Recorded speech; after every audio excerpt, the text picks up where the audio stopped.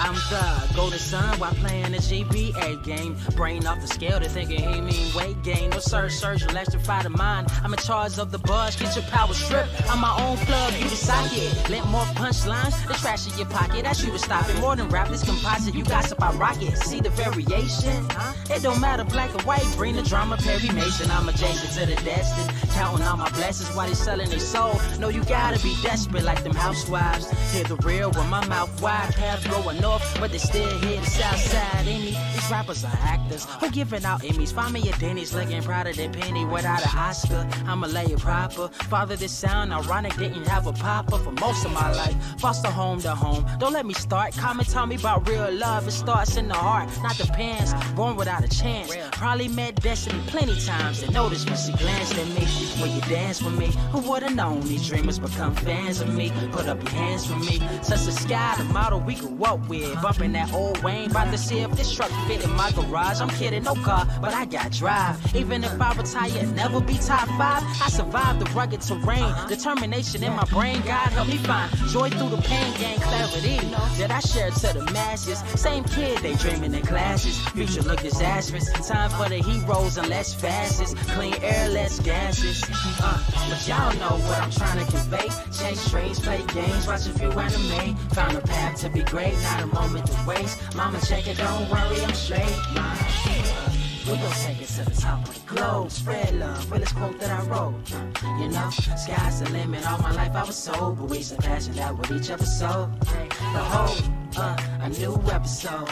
New day, a new episode. A new day, a new day, a new episode. A new day, a new episode. A new day, a new. Go ahead, let them throw that shade. You gotta wait to see the picture. Old Kodak days, don't go that way. They songs all filler, and it shows not at the museum. Fans never been stellar. Pin Dilla, shows a route set score. I ain't trying to be known by a number like the kids next door. My lord, they want us in cages or the seats, cause we fresh to death. Cash is short every week. Who, me? I'm nothing but a kid from the boondocks, writing living color. Different word in my boombox, chilling in my afternoon socks with a cute thing. Excuse the missed call, didn't notice you rang. Sharp tongue from the heavens, we thinking outside of the box. They call him Stoop Kid, never lead his steps. No one knows of his woes, cause he keeps to himself in seclusion. But me, I had to find out his story, so I sat by his stoop. He said his name's Corey.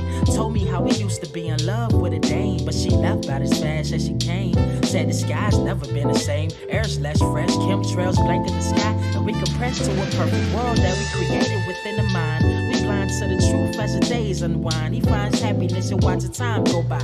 He asked, do you know why? Cause at least I'll know when we die. Society's engulfed in trends, and it's hard to find friends when your vision ain't the same through the lens. A cleanse what we need, but our pride won't accept it. Love's like a precious baby girl, and I'm wishing that we kept it. Neglected all our principles, kids laughing at me every day. How conventional, all one-dimensional. I wish I was invincible, I would just fly away. Aim for the sun, hope to land in a higher place. That's my escape from reality.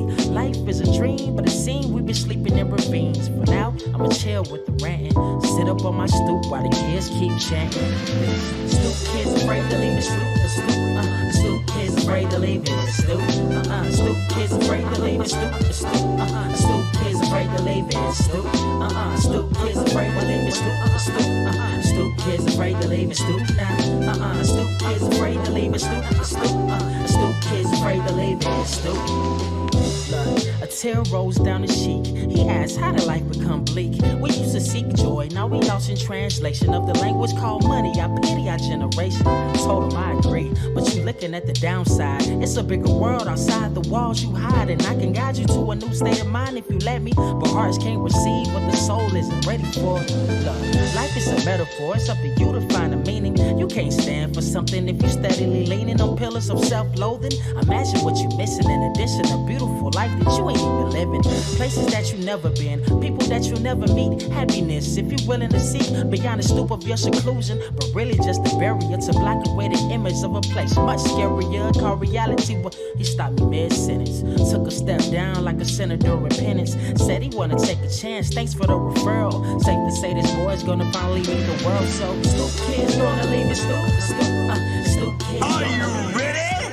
Word to wise, grass only greener when it's fertilized. Gave him truth truth in these songs, they prefer the lies. Destiny beautiful, adrift in her purple eyes. You can't see me, you Stevie, wondering how I reach more evolutions than Evie and make it look easy. Man, dream on, yeah, dream on, dream weaver.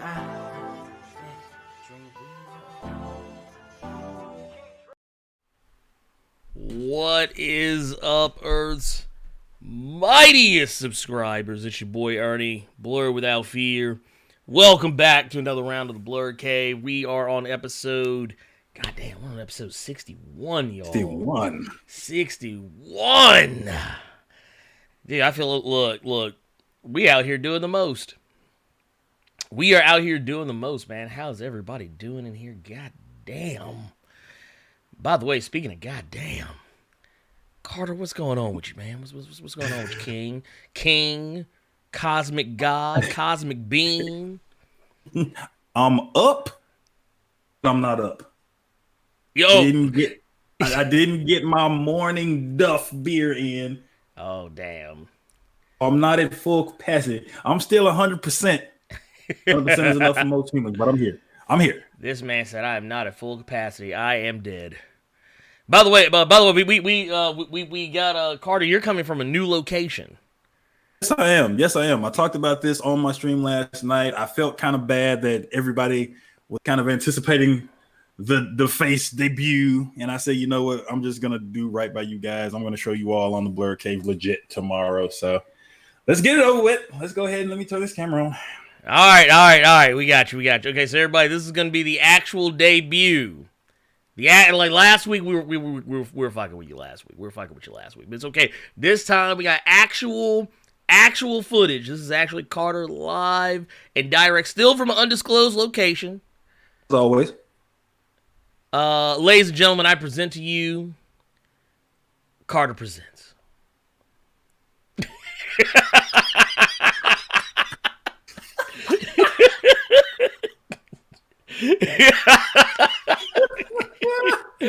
Oh, Lord Jesus. Look, y'all don't know about that fight for New York. Y'all know about that fight for New York, goddammit. What you know about that fight for New York? Nothing. Nothing. Oh, goddamn. Oh, Lord. Now, I'm just looking at you with just straight malice. look, y'all, look. See, this how you can tell. This how you can tell how old a motherfucker is. Like if they used to rock with Def Jam, Fight for New York, and then come across Suspect. You are not right saying I look like a static bang, baby. Come on now. Damn! Too early for that. It's too early for that. He said, you look like you about to be out here fighting whole-ass Dakotaverse villains. Whole-ass Dakotaverse villains, man. But you know, it's okay, though. Because you know what? We here for it. It's perfectly okay. It's perfectly fine. Man, we got a good show for you today. I think it's going to be fun. We got a lot to talk about. So much to talk about, in fact, that we're not even going to stand on too much ceremony. Real quick, one thing I do before we officially properly dive in. I do want to remind you that over the week, we smashed our $2,000 goal for the Bail Project. We are at $2,136. So, look, matter of fact, here. You know what? Ladies and gentlemen, we got him. There you go. We got him. We got it. I feel good about it. I feel great about it, actually. We're not raising the goal higher because, honestly, it's the end of the month, and it's You know you got bills. Yeah. You know you got bills. Well, I was gonna say I've been out here hustling. Two fundraisers back, like literally a new one as another one was ending, and Yeah, it's been rough.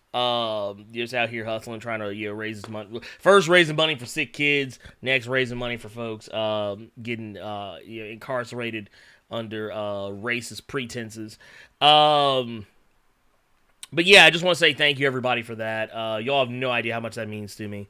Just the fact that this community is out here, for good cause is just not that I didn't think anyone would not be, but just it warms the as my granny used to say, it warms the cockles of my heart. So I just want to say that. I don't feel comfortable using that word, but I understand the sentiment. Well, hey, it's one of those old Southern isms. But I hope everyone is doing fantastic this morning.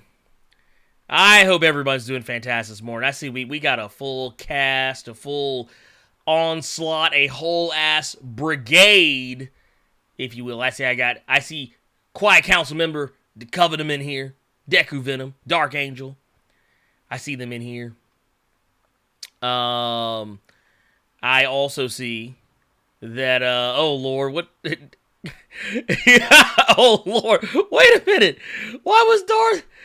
I said the same thing. She already started. Intro finished. Look, why is in here? Why was Darth AV timed out? Oh Lord, why was he timed out? What did he do? He didn't do anything.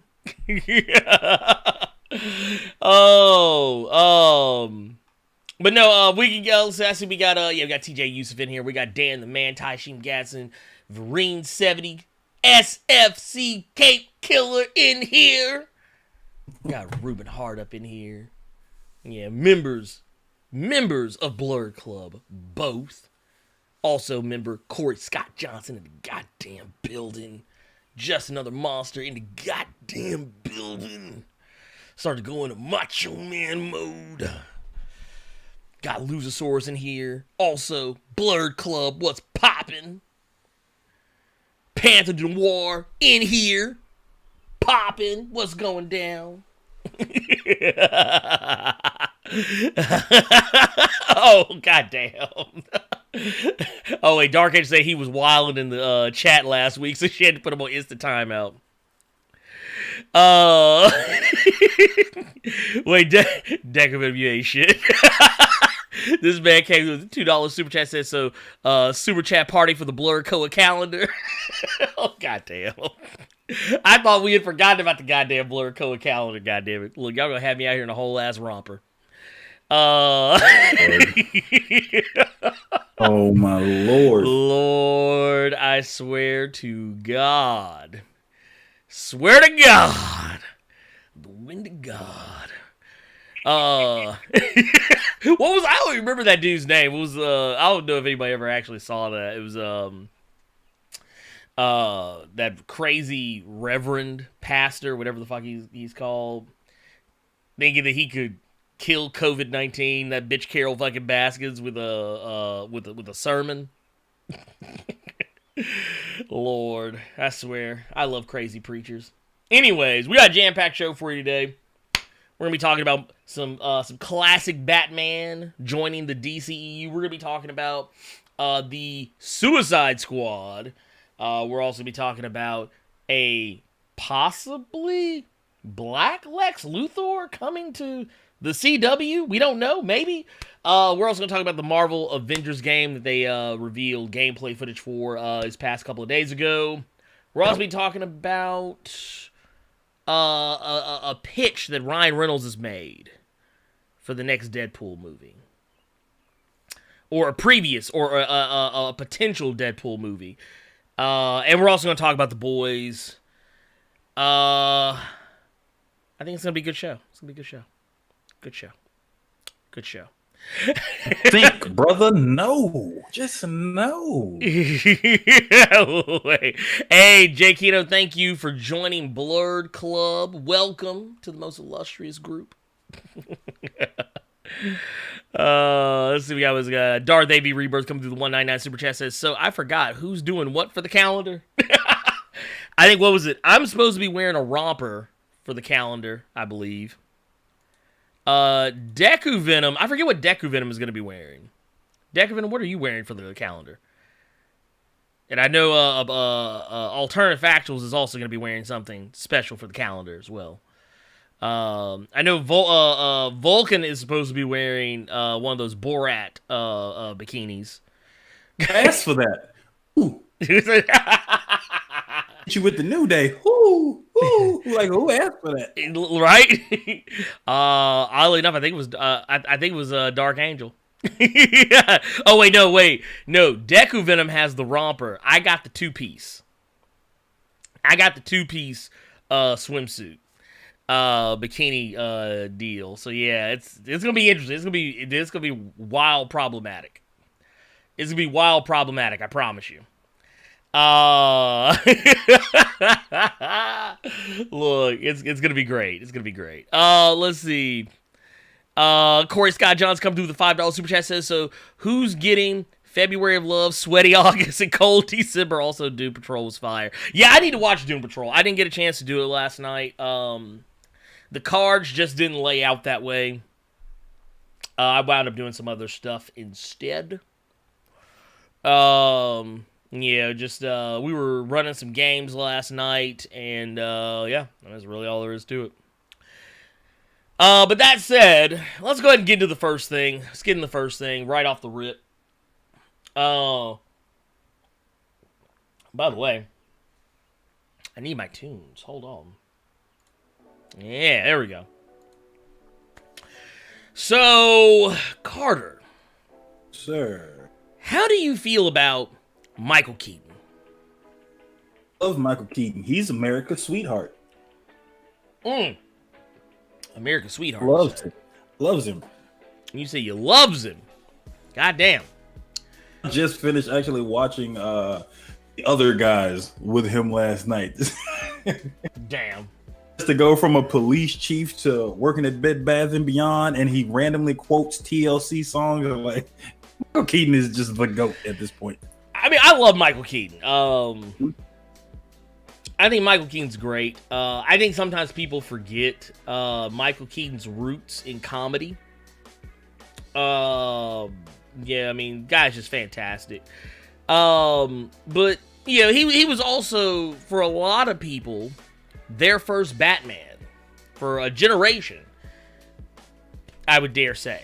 Granted, I grew up with Adam West Bird War because it was on syndication at the time when I was a kid, before the 1989 Bat movie. Those who didn't see that, you know, the Adam West Bird War, like 1960s Batman TV show or its movie, yeah, Michael Keaton was probably your first Batman if you didn't see that first.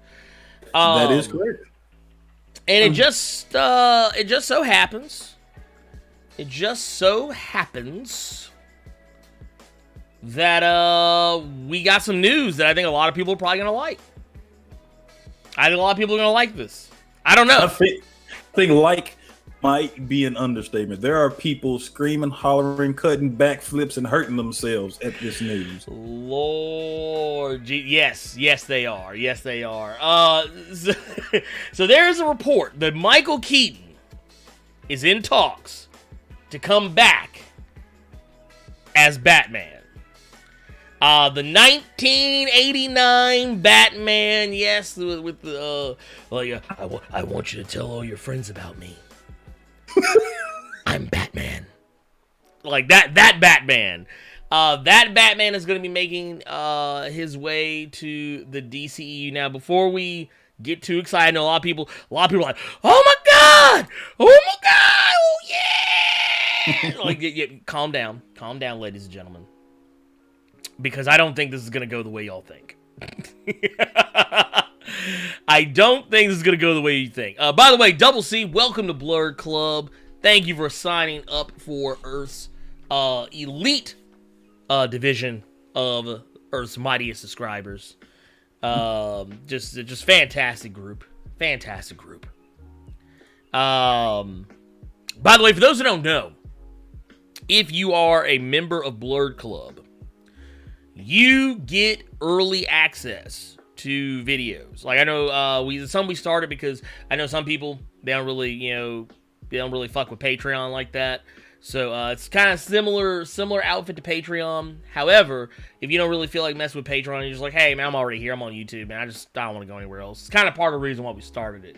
But same as with patrons, you get early access to videos as soon as they become available. Like, case in point, after today's show is over, you will probably, if you go to the community tab on my channel, you will see a post. Now, it's not up now. It'll be after the show is over. You will see a post talking about an early access video that I am putting out today, and you will get access to that video for about roughly 2 weeks.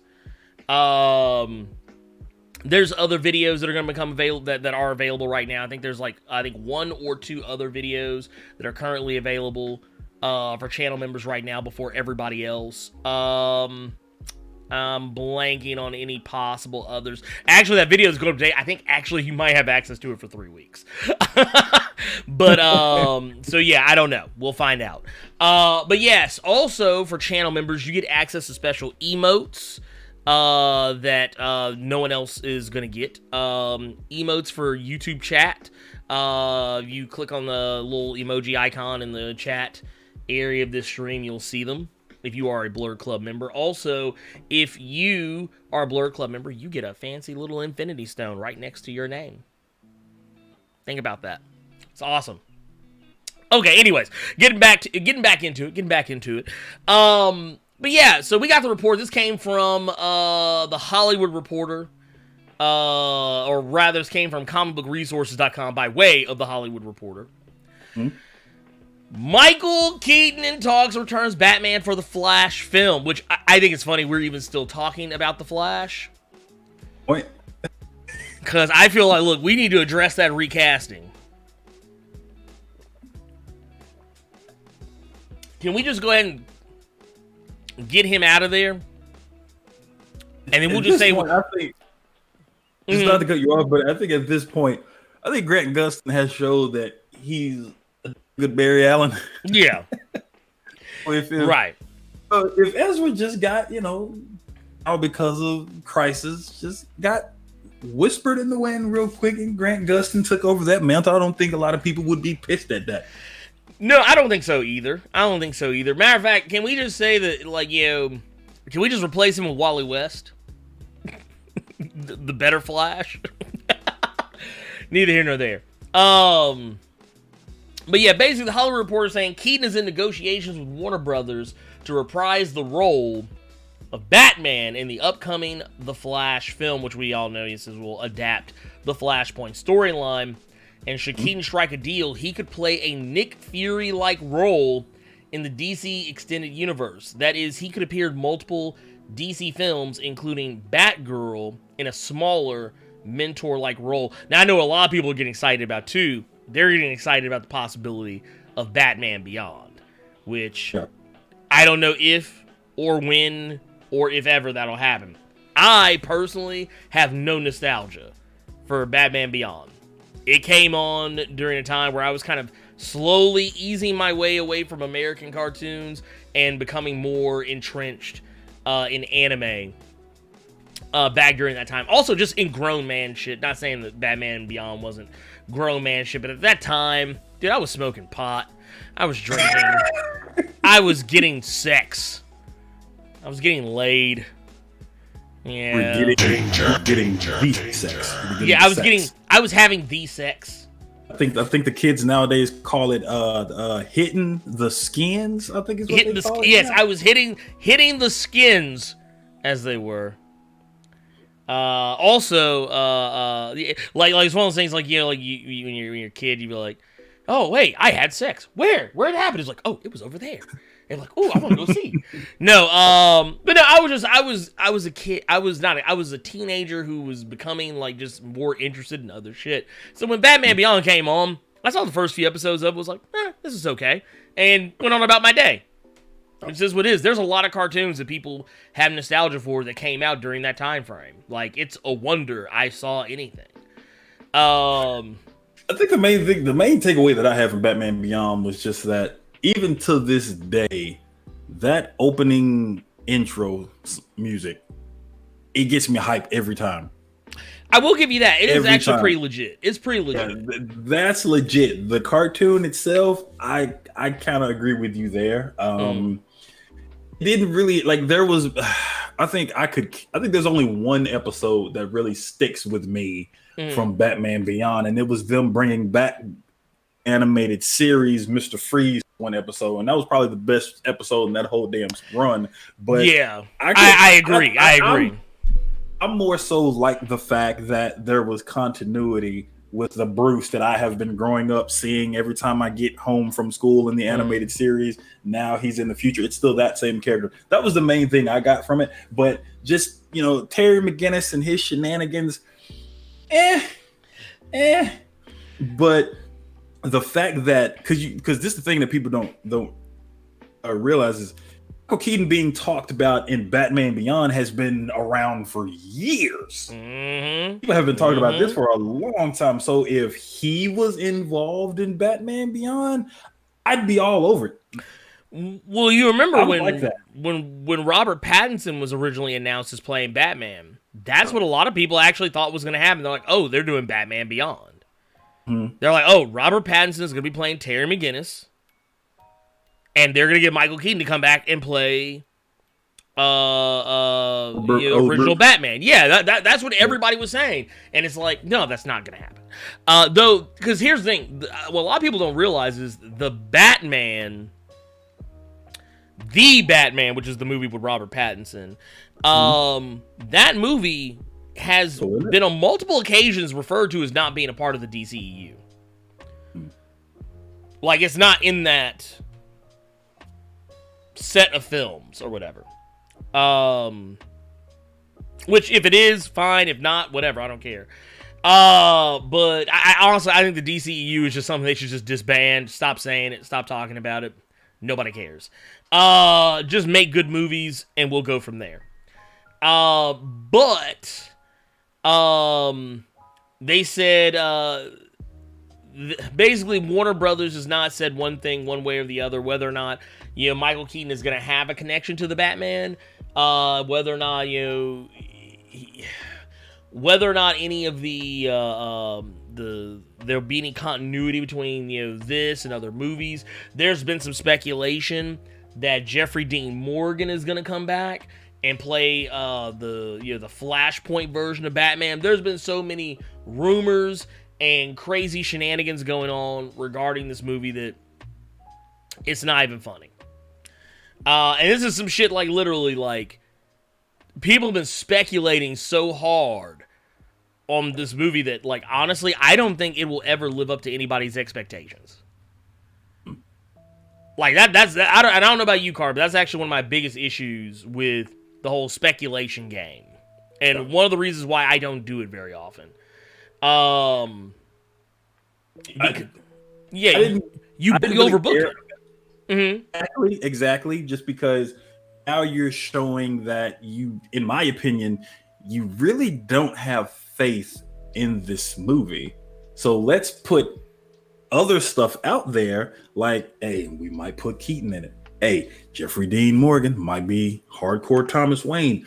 See, at that point, you're not banking on the Flash. You're banking on two high-profile people to be in this movie, and now we're gonna see some money. Now we're gonna see some returns because we got Keaton and Jeffrey Dean Morgan in this. We got OG Batman and fucking Negan.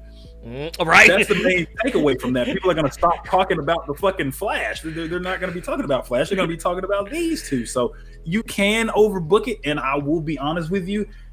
Had I not read this with Keaton's potential return and Jeffrey Dean Morgan possibly being Thomas Wayne, I didn't give a shit about this Flash movie because I was a fan of Ezra Miller's Flash in the first place. Wait, hold up. Wait. You mean this Flash? Hold on. So, I mean, we'll give DC credit. What they're doing is working. Oh my god, I fucking hate that. I hate that ugly, nasty run. If that's what ruined that Justice League scene for me with Superman, was that terrible, terrible run. But he looked like he was swimming. Yeah, he should have just did the whole Tom Cruise run where he looks like he's karate chopping wind. He should have did that run. Right, like, because I'm not gonna lie, Grant Gustin, I mean, you say what you want to about how silly the Flash on the TV show looks, you know, whether it's the costume or the CG or how he runs, but when that music hits, the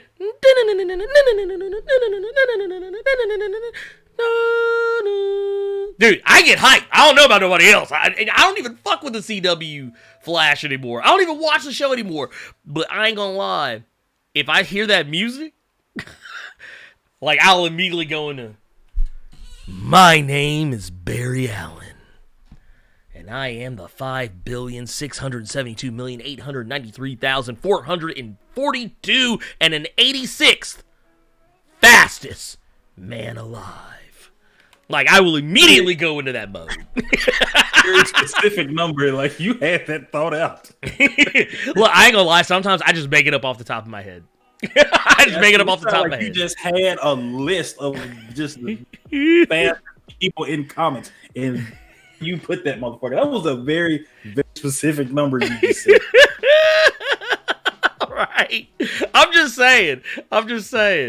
Anyway, we got a $10 super chat from my guy Dan the Man. Says, sup, y'all? What if this Flash movie changes the DCEU with a new Justice League? I'm talking Calvin Ellis for Soups, Terry for the Bat, Nubia for Wonder Woman, a Black Aqualad and Wally, Hispanic Green Lantern and Miss Martian. Keep grinding. Thank you for that super chat. And I'm going to tell you what, you couldn't do worse. We've already seen worse. Like, I think at this point, if they were to do some shit like that, it would be cool to see, and it would be different, and it would be interesting, and more people would be talking about DC. With everything that's going on right now, it's gonna look like a cash grab, even if it's not. Right, it's not. I don't think people would give them that credit. Well, okay, so here's my thing. Here's my big beef with it. And why I have a problem with all this. I don't care about them doing Flashpoint. I don't care. Okay, because first off, we haven't seen anything. I don't like Ezra Miller. I don't like him as a Flash. I don't think he's a good Flash. I'm sorry. Just straight up and down, he's not a good Flash. Let's go ahead and just be... Can we keep it 1 milli? I would rather be Grant Gustin, who has already proven himself. Yes. I don't like the way the Flash runs.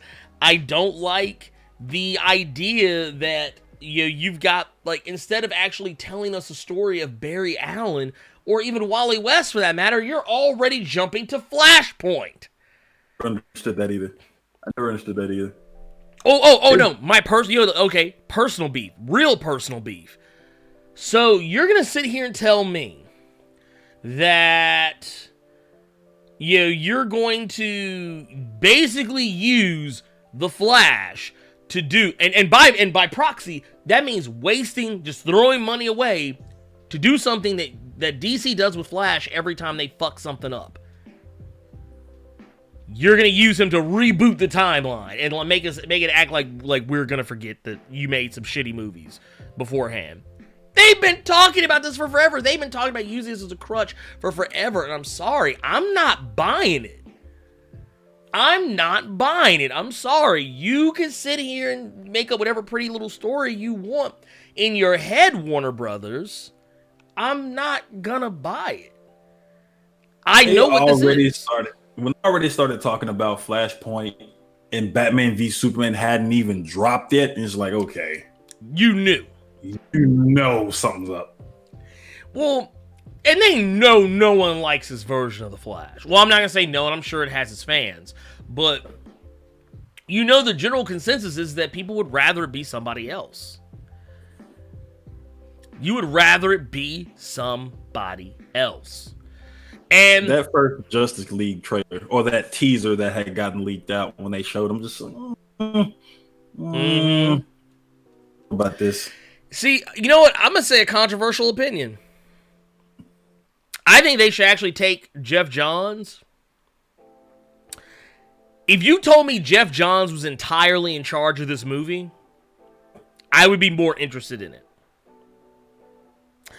And the reason why I say that is because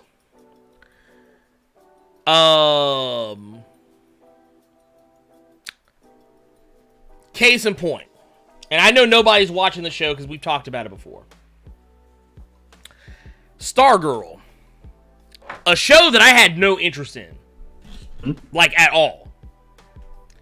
I have actually been watching that show every week and have been enjoying it.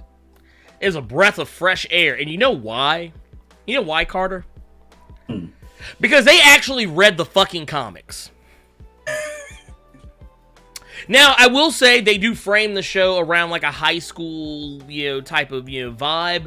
But they have been teasing Joaquin for like the past like 3 or 4 episodes. Okay. They have been, they have brought in, God, I forget her actual like full name. Oh, man. It's actually gonna hurt me. I'm gonna look it up because this is killing me. Beth Chapel. The Beth Chapel version of Dr. Midnight is on the show. Okay. The second Wildcat. Not Ted Grant, but Yolanda Montez. That's the Wildcat that's on the show. Now, granted, they're younger, they're teenagers, but they're at least keeping mind of the fact that these characters have connections to other characters. The whole idea that, like, they've already teased the arrivals of Alan Scott. They teased the arrivals of Dr. Fate. They've already kind of teased the arrivals of all these other characters. And the Injustice Society of America that is on the show. It's fucking amazing. Like, dude, they put so much respect on Sportsmaster's name, it was not even funny. Like, don't get me wrong, I love Sportsmaster as much as the next person, but goddamn, I was like, dude, they have booked this man. They gave this dude, motherfucking, the push. Like when Sportsmaster was walking out on the set, I guarantee you, Vince McMahon was behind the curtain saying, "Make him look strong." This man was out here beating our man's ass with goddamn baseballs, and I was here for it. But no, the thing is, the reason why that show works for me on so many levels is because, yes, I can tell that someone is in charge of that show who's actually read the comics of Stargirl, of Justice Society. I can tell that someone knows the continuity and the importance of certain characters, like case in point, Solomon Grundy, born on a Monday. That character, we've seen him, I think, in as many as 5 or 6 episodes. We've seen him 3 times. Granted, they did really quick, like, hey, blink and you will probably not see him. Cuts of showing him, but at the same time, you can tell that someone is paying attention to how he should look. Hell, one of the scenes they showed him in was a shot where they were doing, I think it was Dr. Midnight was doing like a holographic mock-up of a crime scene. And the version of Solomon Grundy that pops on the screen is actually not the one that's on the show. It's actually the Super Friends animated look of him. But still, that level of attention to detail. And it's like, dude, yes, I want more of that. They have made characters like the Gambler, the Wizard, was a Dragon King. They have made these characters viable. Icicle, for Christ's sakes! Come on now. They got Icicle out here acting like a whole ass Thanos. Come on now. Come on. Now, clearly, someone at the CW, and maybe Maybe it's just because Jeff Johns is so closely tied to that show because, I mean, it's based on a character that he created that was an homage to, you know, his sister who had passed away.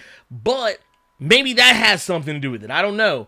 But if that's what happens when Jeff Johns is closely overseeing a DC Comics property on the TV show level, I want to see how he does on the actual big screen level, because Jeff Johns, contrary to popular belief, did not have as much sway.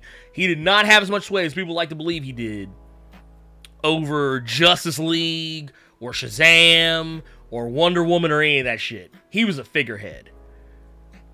He was just a dude that was there. Like, he was not Kevin Feige, as much as people wanted to believe he was Kevin Feige. So yeah, I want to see. Yeah, if you're gonna do this, if you're actually going to do Flashpoint, I would like to see give me Jeff Johns and put him in charge of the whole, you know, whatever. I mean, the guy wrote the goddamn thing, for Christ's sakes. Did he not? Did he not write Flashpoint? There was some hate behind that. Like, what the fuck is wrong with you like this? But I mean, but you see where I'm coming from, right, Carter? You see where I'm coming from. At that point, with you, that last statement you just made, that's when it just hit that boiling point. It's in front of your face. It's like you know what it is. It's the reason why I have a hard time, like okay. So, anybody who knows me well enough knows that when it comes to watching content creators, like other YouTubers or Twitch streamers and stuff like that, a lot of people know, especially when it comes to Twitch, I don't like watching big-time streamers. Like when I say big-time streamers, I'm talking about the guys that always have like 1,000, 2,000, whatever, people in the chat, all that other bullshit. I like watching people I know. Like Carter can tell you, I'll jump in his stream and I'll sit there and just watch, spectate, and have a good old motherfucking time. Because you know what? If I don't know you, I don't have a connection to you. And if you're a bigger streamer, that means you're probably not paying any attention to me. And so there's a loss of connection. And then all I'm left with is to get frustrated with how badly you play a video game. That's all that's left. Because, like, especially if it's a game that I play, like, hardcore, I'll be like, God, no, go, this, God damn it, it's right there. It's literally right there. Why are you... It's right there. That's the kind of attitude I have towards this. I'm like, dude, no, DC literally is right. It's right in front of you. No, not my left, your left. God damn it. Yeah, that's how I feel about it. But I think we both said our piece about this Flash nonsense. I feel like we are both on the same page here. Like, who cares? You know what? It's who cares, but at the same time, proud of Jeffrey Dean Morgan as Thomas Wayne, and Michael Keaton is in it at some capacity. I'll probably watch it on HBO Max. I tell you what, I got one for you. How about this? What if Carter? What if I could promise you that if we get Jeffrey Dean Morgan as Flashpoint Batman, Thomas Wayne, instead of actually playing comic book accurate Thomas Wayne, he was just Negan in a bat suit. See, that still sounds kind of interesting though, because like if you've seen him on Walking Dead, he just drips. Like, he is that character on that show. So if I see Thomas Wayne just do the little Negan lean real right, look.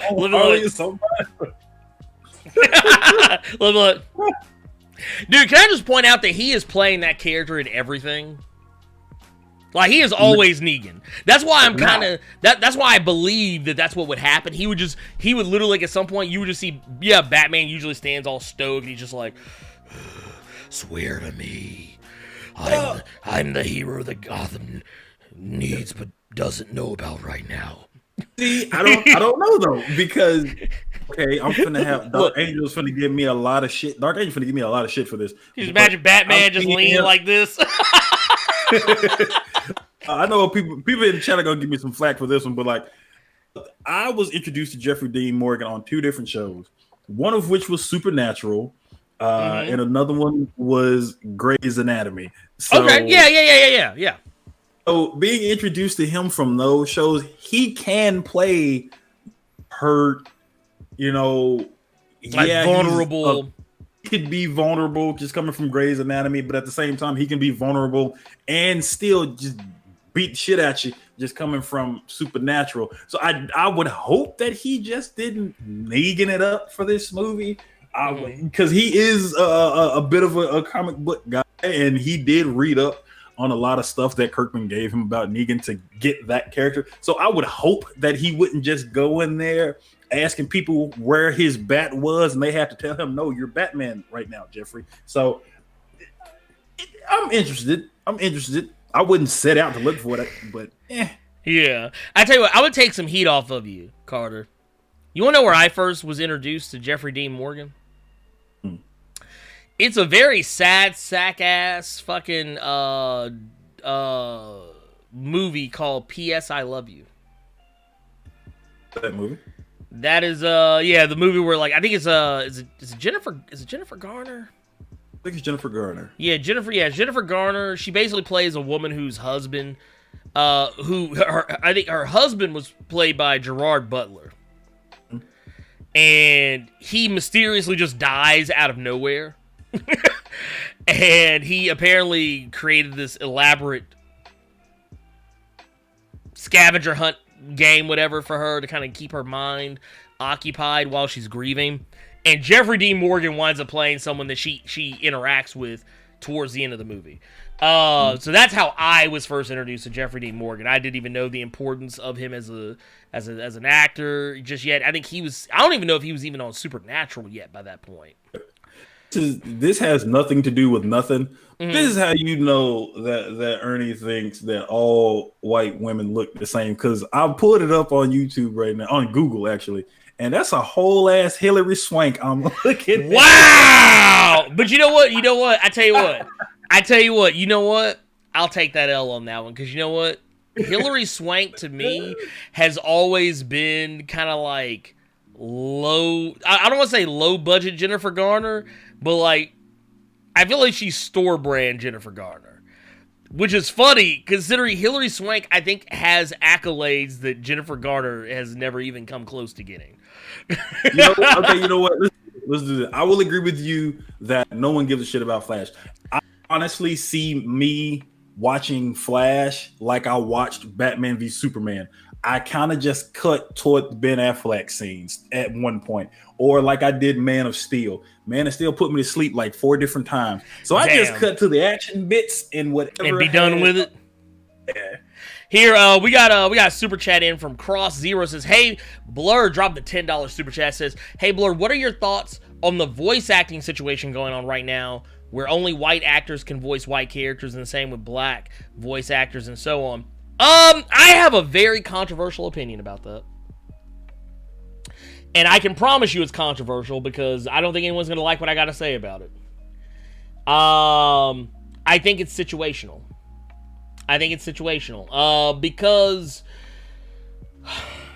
Okay, let's use... is it Michael Henry, the guy that played Cleveland Brown? Cleveland Brown, yeah. Okay, so... Okay, so let's start at the beginning. This all started with actress Jenny Slate saying that she was walking away from her role as a character on the show, I think it's called Big Mouth. That's a Netflix original, where she voices a black character.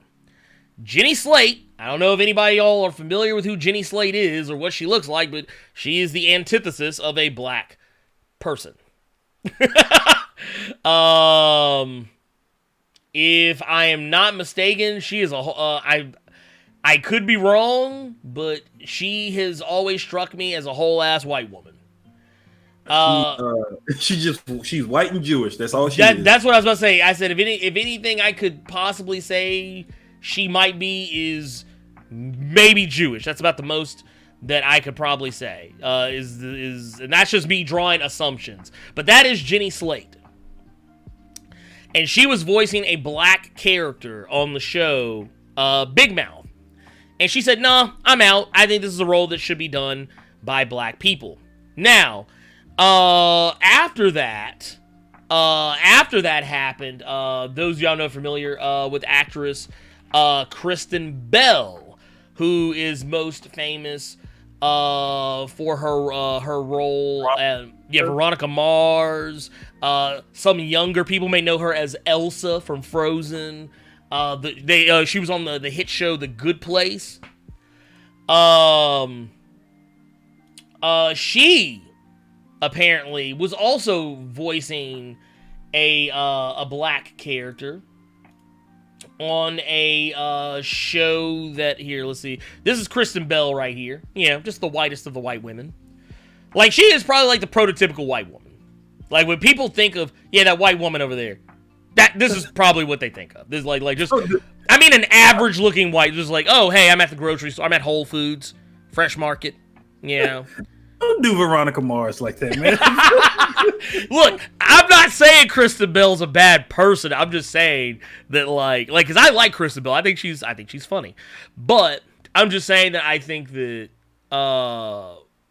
looks wise, she looks like a woman that I just saw at Whole Foods this morning. And she may or I say that Kristen Bell would do this, but she may or may not have had a racist tirade about having to wear a mask in the goddamn Whole Foods. I'm just saying. But she was voicing a black character on an Apple TV show. Did not know that. She I don't even know if the show is out yet, but she stepped away from that role for the same reasons as Jenny Slate and Michael. We also know what's the guy's name? What's the guy's name that was voicing all the Hank Azaria? He said that he was voicing Apu. Yeah. Did he either step away from that role or say he was going to do the voice differently? I can't remember. He said he was going to be stepping away from that role. Okay, so that particular role, which I think is funny because he did this before all this shit even started. He did this long ago. Now, funny thing about all this is that now The Simpsons has come out and said, we are going to recast all of our characters of color with people of color because most of the characters of color are played by white people on that show. Now, fast forward to Michael Henry, who voices Cleveland Brown on Family Guy. Now, here's where my opinion gets kind of controversial. Okay, so, Carter, you and I actually talked about this last night, I think. We did. In voice chat last night, in the Discord. So, basically what I said was, when Cleveland Brown was just a random, the one and only black character in a sea of white people on that show, I didn't care. And the reason why was because he was kind of a non-character. He didn't even really matter in the grand scheme of things. Even though he was supposed to be Peter's best friend. But I kind of viewed Cleveland Brown the way, I think the way a lot of white people view their one black friend. I was like, whatever, he doesn't matter. But it wasn't until Cleveland got his own show. And then Cleveland became the one white actor in the principal cast, and by principal cast, I mean the Cleveland Brown family. I'm talking about Donna, Rollo, Cleveland Brown Jr. I always forget the sisters. Daughter, I can't remember. I can never remember the daughter's name. And the sad part is I actually really like her character. But no. I know the voice actress. She had two different ones. I did not know that. Yeah, she had two different ones. Nia Long, I think, was one of them. Excuse me? Yep. What? I just know it was Reagan Gomez. Reagan Gomez, yes. I think Nia Long, voiced her first. You know, let's look that up. It's not. It's sad. It's not even really that important to like. Phantom Brawler said the daughter's name was Roberta. Roberta Tubbs. You know, the sad part is, had I actually would have gone through like the voice of Cleveland Brown Jr., I would have figured it out because I always liked the way he said it. Because he always said it like all fucked up. Was Roberta? Roberta. But no, yeah, Reagan Gomez, she, I think, portrayed Roberta for the majority of her run. Mm-hmm. And then Nia Long voiced her early on. I think in the first season. Okay. And then she took over after that. But anyway, neither here nor there. Not important. Point of the matter is that he was the only black character voiced by a white man in the principal cast. So out of the entire Cleveland Brown family, the main character is voiced by a white man. This is a whole ass black family. That's where I had a problem with it. Now, I actually still enjoyed the show. I'll be honest with you. I still enjoyed the show. I actually thought it was funnier than Family Guy at the time because I felt like they actually tried harder. But, it's weird because I know voice actors. I have personal friends who are voice actors who are black, and they don't get to portray black characters. Oftentimes, they'll just get a white person to do it because it's just easier. I think it's situational, though. I think, like, when you're talking about, because if we're following that mentality, no one in Japanese anime should be voiced by any Japanese person. Just throwing that out there. Because most characters in most popular anime sometimes are just ethnically ambiguous. If you ask a lot of Japanese people, creators behind a lot of anime, they usually will tell you they write their characters not necessarily to be so much Japanese, but sometimes just to be just anybody. Even the guy who wrote Battle Angel, Alita, said that. He was like, she's not Japanese. So who gives a fuck who plays her? Hell, the guy who created Ghost of the Shell, he even said he wrote the Major to be ethnically ambiguous. Even though I think he did that more for the bag. But anyway, point of the matter is, I didn't mean to spend that much time on this, but yeah, it's very situational. It just depends on what's going on. Like, I don't like that. It's just that I don't like that people are coming for Jenny Slate for some. I mean, so here's the thing, and someone said it in chat. The character that she portrays in that show is a biracial Jewish character, and her herself being Jewish and knowing the creators of the show, they basically just came to her saying, look, we got a role for you. Because at the end of the day, people, we all need a check. We all got to get paid. So I don't think there was any malice behind her when she did it, just like with Mike Henry in Cleveland. So the one thing that I told you when we were discussing this was just like, there were people in the comments saying, well, are you going to give back all that money that you made from doing, what was it? What did they say? It was blackface. Yeah, they say he was doing vocal, he was basically doing vocal blackface or I don't know. Okay, here's my thing. First off, Mike Henry did not play a stereotypical black person. And this is actually, I'm glad you said that, because that's actually bringing it home for me.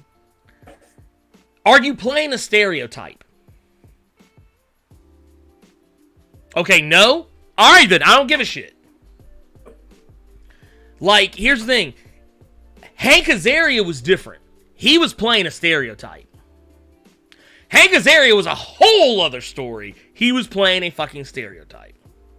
They kind of burned it at both ends there. They wanted star power that you would know, and he had to be stereotypical fucking 11 dude I've ever seen in my life. Yeah, no, and I didn't like that. That never sat right with me. Now, if you are playing, like, okay, the reason why I let Michael Henry slide is because, yeah, he wasn't playing a stereotypical black person. He was actually playing the antithesis of a stereotypical black person. Yeah, it just depends. It really does. It really just depends. Now, do I think more black roles should go to, should black voice actors actually be considered? Because here's where the real problem comes in. Are black voice actors even being considered for the roles in the first place? That is what you should be asking yourself. Case in point, I don't know if a lot of people know this, but Ashley on Mass Effect. Mm-hmm. Not voiced by a white woman. Voiced by a black woman. And of course, we all know about Darth Vader. You know what? You really can't say that because there are motherfuckers that still think that Darth Vader was just some old geriatric white man. Mm-hmm. Still people that don't know James Earl Jones is a thing. Yeah. I mean, here's the thing. There are some hills worth dying on. Mm-hmm. This level of policing, and I don't like even using that word, but just like this oversight on this particular thing, I think is where the internet has wasted some of its time. Yes. I think the internet has wasted a fair chunk of its time. Because at the end of the day, yeah, the role should go towards the person who's best suited to play the role. However, before anybody comes with that whole, oh, well, what if they made Black Panther played by a white person? Well, it wouldn't happen because, look, here's the thing, and I think I heard someone say this somewhere when Zendaya was cast as MJ. Quoting fingers MJ because she's technically not the MJ from the comics. She's a completely different character. But point of the matter is, they said that if Mary Jane Watson's only redeeming quality, the thing that signifies her as a character, is her being white, then she's not a real character. So I would say the same thing to any other character. If they're only signifying quality, their only core quality that you think of when you think of that character is their skin color, they're not a real character. I don't care if they're white, black, brown, blue, periwinkle, whatever. It just is what it is. So, yeah, the whole thing with Jenny Slate, I think it was kind of I think people took the wrong message from it. Actually, I take that back. Rollo is also voiced by Mike Henry. I forgot about that. Mm-hmm. I think Rollo is voiced by Mike Henry. The Jenny Slate thing I didn't really just agree with, just because she's friends with the creators on the show, so they're gonna help. They're gonna hand her a check. Yeah, they're gonna hand her a check. They'll be like, "Hey, here, go ahead and do this." I mean, okay. That's the other thing too. Like, they ran into the same shit with the whole Charmed reboot, because people got upset about one of the actors on there not being 100% something. It's like, dude, y'all really need to get off that shit. Like, honestly, in probably about another 1,000 years, maybe even less than that, the world's probably going to look a lot more biracial than you might even care to realize. So at that point, I'm just, you know what? I don't care. It's fucking voice. Do you know how many voices Cree Summer has done of characters that weren't even black? Cree Summer has done so many voices. The bitch was Elmira, for Christ's sakes, on Tiny Toon Adventures. She was Penny on Inspector Gadget. Now, granted, that situation is a little different because there weren't as many black characters in cartoons back then. But still, motherfuckers gotta eat. I can only remember her voicing a black character one time. It was on that that show Drawn Together. Yep, Foxy Love. Yeah, that's the only time I've seen her portray a black character. Most of the characters that she's played are white. I mean, it just is what it is. That is what she does. Good old Freddy. Mm-hmm. She was Hyena in Gargoyles. Forgot about that. Oh shit, really? Yeah, she was Hyena. What are the Wild Pack? I knew that. What was another one? She did, and I take that back. She did voice number 5 on a codename Kids Next Door. She did. I did. She did do that. I forgot about that. And Regrets. Mm-hmm. But yeah, I mean, I think later in her career she started doing more black characters. But yeah, originally, no. Mm-mm. I forgot she did Storm on a Superhero Squad.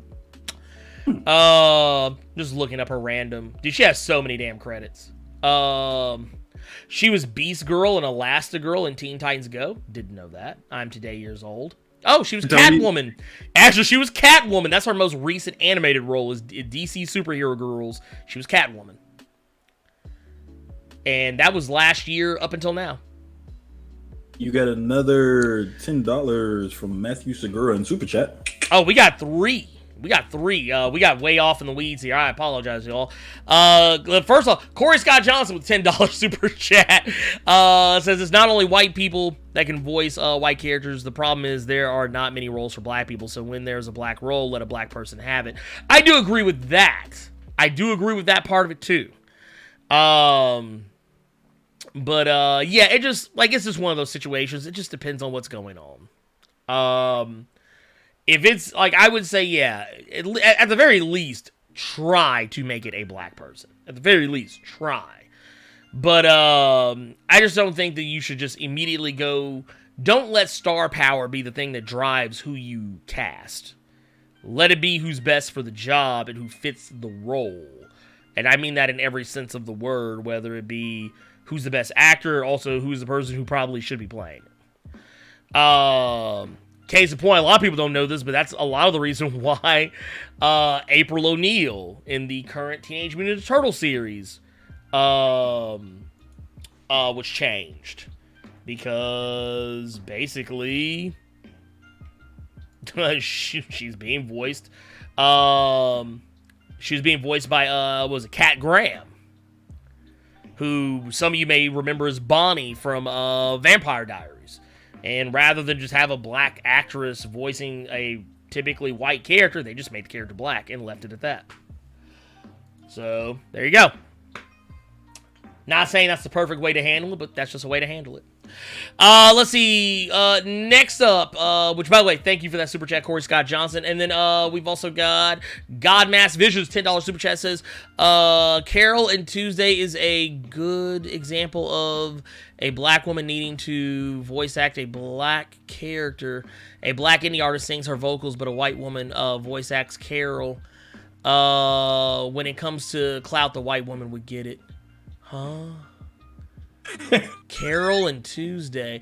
Is that the anime? Perfect. I'm lost on that one. But thank you for the $10 super chat. I'm lacking on anime so bad right now. But just reading Matthew Segura's $10 super chat, just showing some love. Coming in on Saturday's stream is my new version of Chutch. Hey, I'm here for it. Man, thank you. Okay, it is an anime. It is an anime. I knew I had heard of it before, but I'm just not familiar with it. But I get what you're saying. I totally get what you're saying.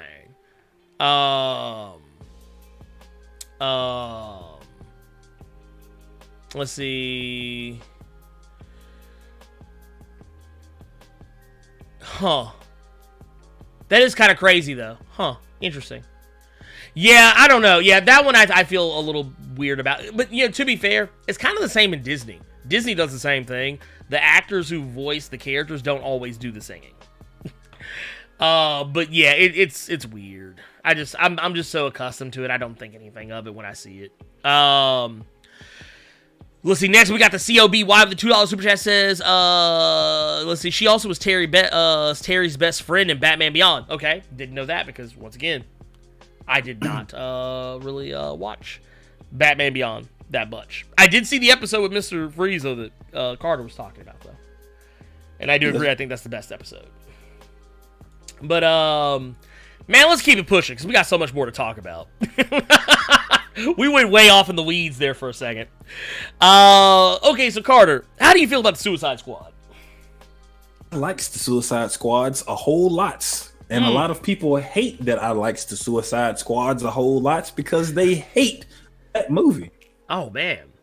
You know, I like Suicide Squad. Actually, I had a question the other day sent to my to the Blerd Without Fear Facebook page.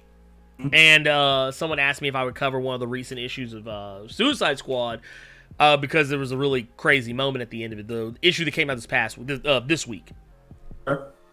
And it's actually really funny. It's actually really fucking funny. Because it's one of those moments you get to see Batman in a state of being powerless. like a state where Batman has technically kind of been one-upped. And it comes at a funny moment. And the whole issue is hilarious. I think Suicide Squad is a great comic. I think it's a fantastic comic. Even currently, the one written by Tom Taylor I think is great. But I didn't cover it because I was like, I didn't really have an angle on it. And like, I don't know, just pointing out something funny that happened in it would be like, I don't know. I don't want to say a waste of my time in video editing. I probably could do it really quickly, but I just don't know what I would talk about in that. But it cleaned up a lot after DC Rebirth. Yes, Josh Williamson was writing it for a bit. The same guy who did Birthright. It cleaned up a lot. It was a solid. It was one of the more solid books out of that whole DC Rebirth, right along with Red Hood and the Outlaws. So yeah, Suicide Squad was legit. Oh yeah. Well, I'm glad that you're a fan of Suicide Squad because you know what happened this week. I don't. You have to tell me. So the Suicide Squad video game has been leaked. Apparently, a game in development by Rocksteady Studios. For those who don't know who Rocksteady is, the same company who's worked on the Batman Arkham games, the team that brought us Batman Arkham Asylum, Arkham City, and Arkham Knight. Not Arkham Origins. That was WB Montreal. That was WB. Yeah, that was WB Montreal. No one talks about Origins. Yeah, right. No, nobody talks about that one. But apparently, Task Force X is going to be getting a video game, supposedly. Apparently, what happened is that Eurogamer revealed that a pair of domain names were found. It was SuicideSquadGame.com and SuicideSquadKillTheJusticeLeague.com, which were first spotted by Restera. Both belong to a company affiliated with Warner Brothers. Furthermore, the domain name GothamKnightsGame.com is also registered to the same company, and this is believed to be the long-rumored new Arkham game. The two projects are expected to be teased in August at DC Fandom and DC's upcoming virtual convention. Or rather, it is DC's upcoming virtual convention. So yeah, basically, and this was also something that they're actually kind of got some receipts here. That a Suicide Squad video game was first announced at Comic-Con International in San Diego in 2010. And at the time, the Warner Brothers Interactive Entertainment project was described by then DC Chief Creative Officer Jeff Johns as hardcore violent. However, while work was apparently underway on the game, it fell into obscurity and was swiftly overshadowed by Arkham City and Arkham Knight. Now, that said, yes, this game is probably happening.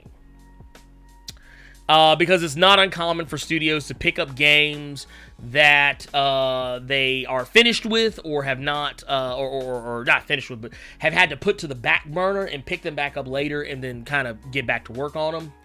A key example of this is actually something Dark Angel shared in the chat, not in the chat, but in the Discord yesterday. She shared a trailer for Dying Light Hell Raid, which is like a DLC for Dying Light.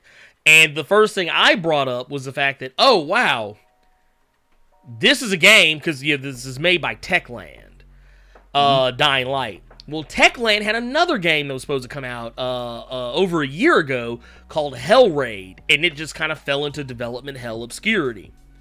Well, lo and behold, wouldn't you know who won the pony? Guess what Dying Light Hell Raid is?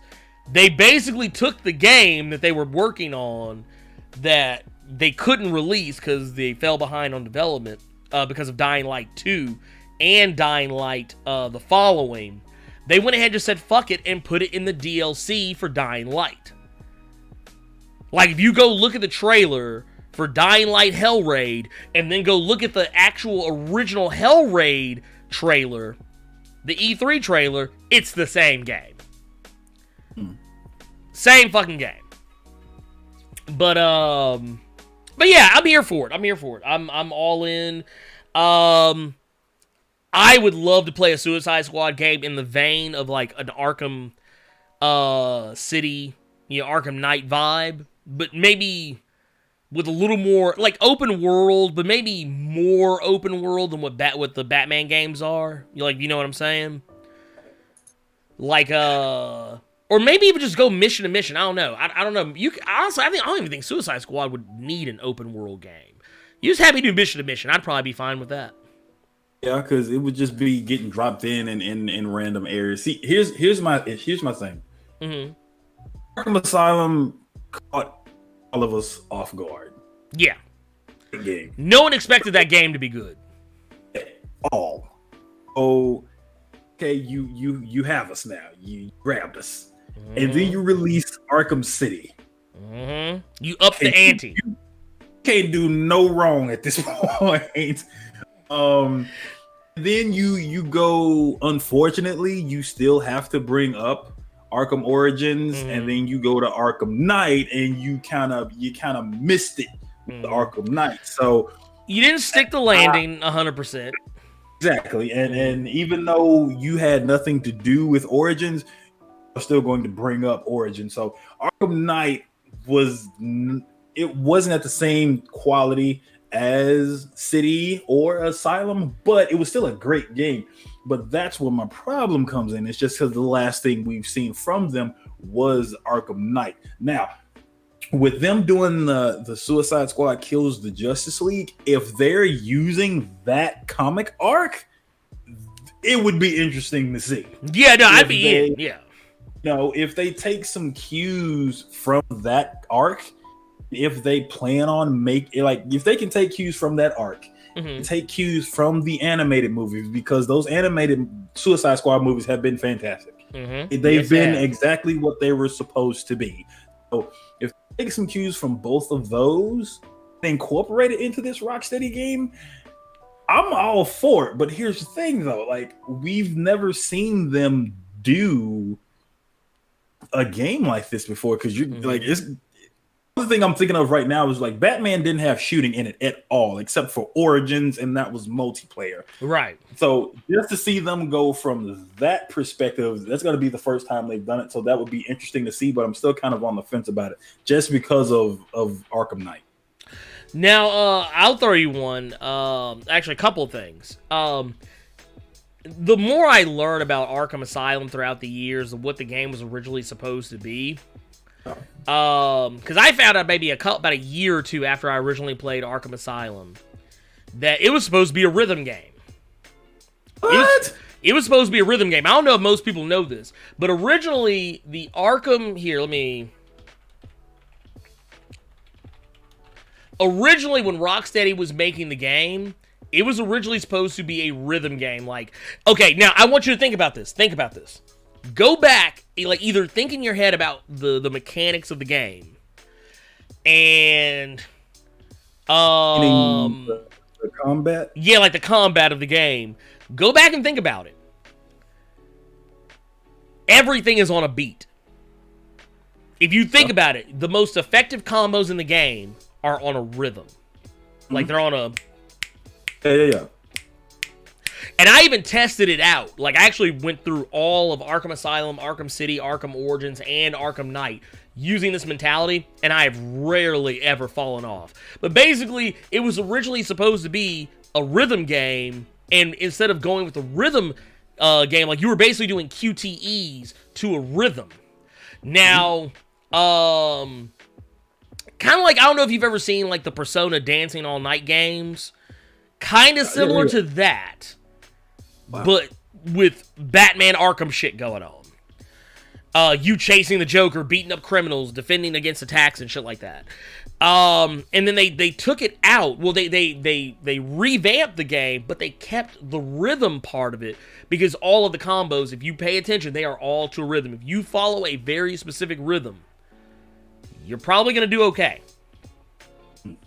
Now, the other thing I was going to say is, you know what you could do that could really open up a Suicide Squad game?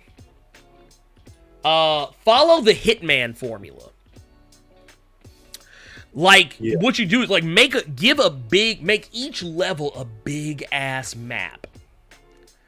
And then you could, like, And then now this is where you kind of got to get into some other mechanics, but like kind of like make it like old school Tom Clancy Rainbow Six, where you had to like set up where people were going to be entering in certain areas, or kind of like XCOM Chimera Squad, where people have to like be set at certain points. Where like, okay, you say, hey, I want Harley Quinn and Killer Croc or King Shark or whatever over here. I want Captain Boomerang and I don't know, Killer Frost to enter in on this side, and then here's the loadouts I want. And then basically what you could do is you could switch back and forth between like the different characters to complete different objectives in this bigger area. And then that could be interesting. You could even make that a multiplayer game, and I think that would actually I would not be against that at all. Like, because I mean it's Suicide Squad, for Christ's sakes. But I don't know. It depends on how you do it, and you can still make it story driven. But yeah, I don't know, man. That's what I got. Let's see here. Woo! Yeah. I'm still surprised. Yeah, a lot of people didn't know. That. Yeah, the counter and dodge system, everything. Said bring DDR back. Hey, I love me some DDR, man. Love me some DDR. So that's right up my alley. But yeah, I would I'm gonna tell you right now, give me a game based off Suicide Squad Hell to Pay. Tell me that shit wouldn't be legit. That'd be legit. That's why I'm hoping they would take some cues from the animated films, because that would be amazing. Yeah, I love that shit. I love Suicide Squad Hell to Pay. The shit with I always hate saying who's in it because it's kind of a spoiler. Like who's the main bad guy of it. I always hate saying because it's technically a spoiler, but I mean the movie's been out for a while, so I'll say it. A minute ago. Yeah, it came out a minute ago. If you haven't seen it by now, I don't know what to tell you. But spoiler alert, I guess. Real quick. The way they reintroduce the Reverse Flash into the DCEU, based on everything that happened in the Flashpoint Paradox animated movie, chef's kiss. It's dumb as fuck, but I love it. It's dumb as fuck, but I love it. It's dumb as fuck, especially if you've seen that movie recently and you're like, wait a minute, didn't do that, motherfucker. But yeah, let's just go with it. We're just gonna ride with it, man. We're just gonna ride with it. Look, let's keep. You know what, Carter? Let's keep it DC just a little bit longer.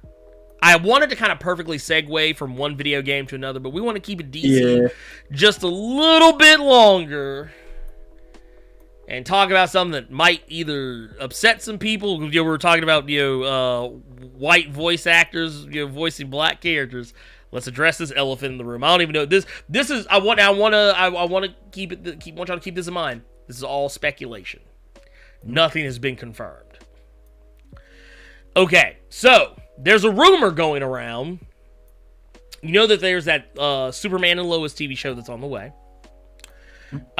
Superman and Lois, if I'm not mistaken, is supposed to be debuting in January of next year. We don't have a hard date on it, but we just know it's going to be in January. Was originally supposed to have a major crossover with Batwoman. Don't know if that's still happening. Because everything's been going on with Ruby Rose. But that said, last month, this is being reported by comicbookresources.com. Last month, it was revealed that the all-American actor, is it Wale? Is it Wale Parks? Always. Wole. I would say Wole Parks, because I feel like that would be better. Wole Parks had boarded the CW's upcoming Arrowverse series, Superman and Lois, as a character tentatively referred to as the Stranger, who is dedicated to proving that the world does not need Superman to protect it. Now, while some speculated the antagonist's name suggests Parks would be playing a version of DC Comics' Phantom Stranger, a new report claims the actor is actually set to portray a new version of iconic Superman villain, Lex Luthor. Now, you see this brother right here. He's got the bald head already. Yeah. I don't know, man. I don't know. Look. That's one of the situations I'm kind of like, Look, 'cause, you know, there's a lot of people who still look back on Lex Luthor in the Justice League and Superman animated series and be like, nah, he was black. Because he was. Look, nah, I'd be like, nah, he was black. That dude, look, he had the dark skin tone, he had that big nose, had them soup cooler lips. That was black, man. Look, Lex Luthor was out here duping on Superman and cooling off a whole pot of soup in one blow.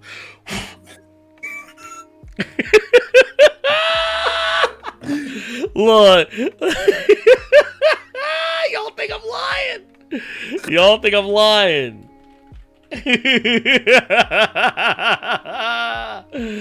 Oh, y'all think I'm lying, but I'm not. I'm just saying, man. Look, let me just put it to you like this. Let me put it to you like this. Let's can I keep it 1 milli with you? Can I keep it one? Now, here's the funny thing. Here's the funny thing about Lex Luthor in the animated series. What was it? Justice League and all that stuff. He actually looks black until another black person shows up on the show. But the funny thing about it is, even then, like, look at this shit right here. That's him sitting next to a whole brother right there. That's a whole brother. And look at his lip content. Look at his lip levels. Look at his lip levels. Look at his nose. Look at his nose. Just light-skinned. Look, wait a minute. He got the... Hold on, we just blew it wide open. Hold on. That's his brother. That's his brother. Look at him. Look. They got the same features. Look at it. They got almost the exact same lips. Almost the exact same nose. They got almost the same eyebrows. Eyes a little different. But they got the same furrowed brow. Got that Blerd without fear hoop earring in. I already know what happened now. Lex was the older, light-skinned brother that made something of himself, and the brother behind him was the one that was always up to no good, trying to take cheap way to the top. See? Boom. Look, we just blew it wide open. We just blew it wide open. Dude, I can't believe it, man. We finally cracked the code. We cracked the mystery. You heard it here on Blerd Without Fear that we've cracked the code. Lex Luthor on the Batman animated series, Justice League, Superman, all that shit. He was black the whole time. Because look right here. Look at this man. Look at him. Look at them lips. That's a black man. I don't care what anybody says. Can't lie to me. You can't lie to me. With his old Marcellus Wallace looking ass. That man lays like, yeah, I'm gonna need y'all to send a couple of hard pipe hitting ninjas. Yes. I'm dead. Hey, chat, y'all gotta calm down now. Y'all gotta calm down. Mr. Lexington Steele Luthor. Y'all got to stop. No, not Lexington Steele. Oh, I'm dead. Good Lord Jesus. Y'all got to stop. Y'all got to calm yourselves down. It's too early in the morning. Oh, Lord Jesus. Oh. Let's see. Lord. I'm done. I'm so done. Look, we got it. Look, we figured it out. DC tried to really hide it from us. But dude, we literally have found Lex and his long lost brother. That's it. That confirms it. They had different daddies, probably. That might be it too. They might have had different, cause look at this dude, light bright, 2 shades from white. Come on now. You got Lex, and then you got that brother that was always up to no good, Leonard. That's all I'm saying. Leonard Luthor. That's all I'm saying. You got Lex and Leonard Luthor. That's all I'm saying. Lex and Leonard. Oh Lord. Look. Motherfucker Charlemagne looking at.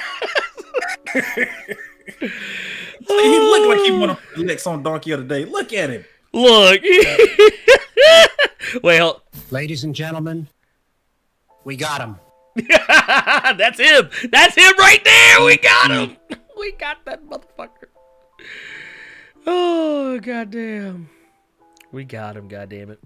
We got him.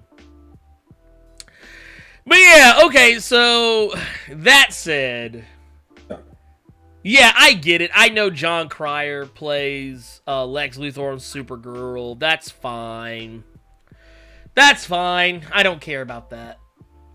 But when I saw The Stranger, I thought they were referencing that the Trinity of Sin stuff. Really? Okay, yeah. I thought he was gonna be the fan changer, and then maybe they were gonna bring in the Question at some point. Then maybe Pandora. That was the first thing that popped in my head. I didn't even fathom Lex Luthor from somewhere else. Right. And I do know a lot of people love on Cryer's Lex right now, but I'm in the same, and I've seen a few episodes with him, and I know his Lex is completely different than the Smallville one and the other Lex Luthors we've had. But with me, I still just see 2.5 men. No, you know who I see? You know who I see when I see John Cryer. 16 Candles. No. I'll throw you one better. I see Ducky.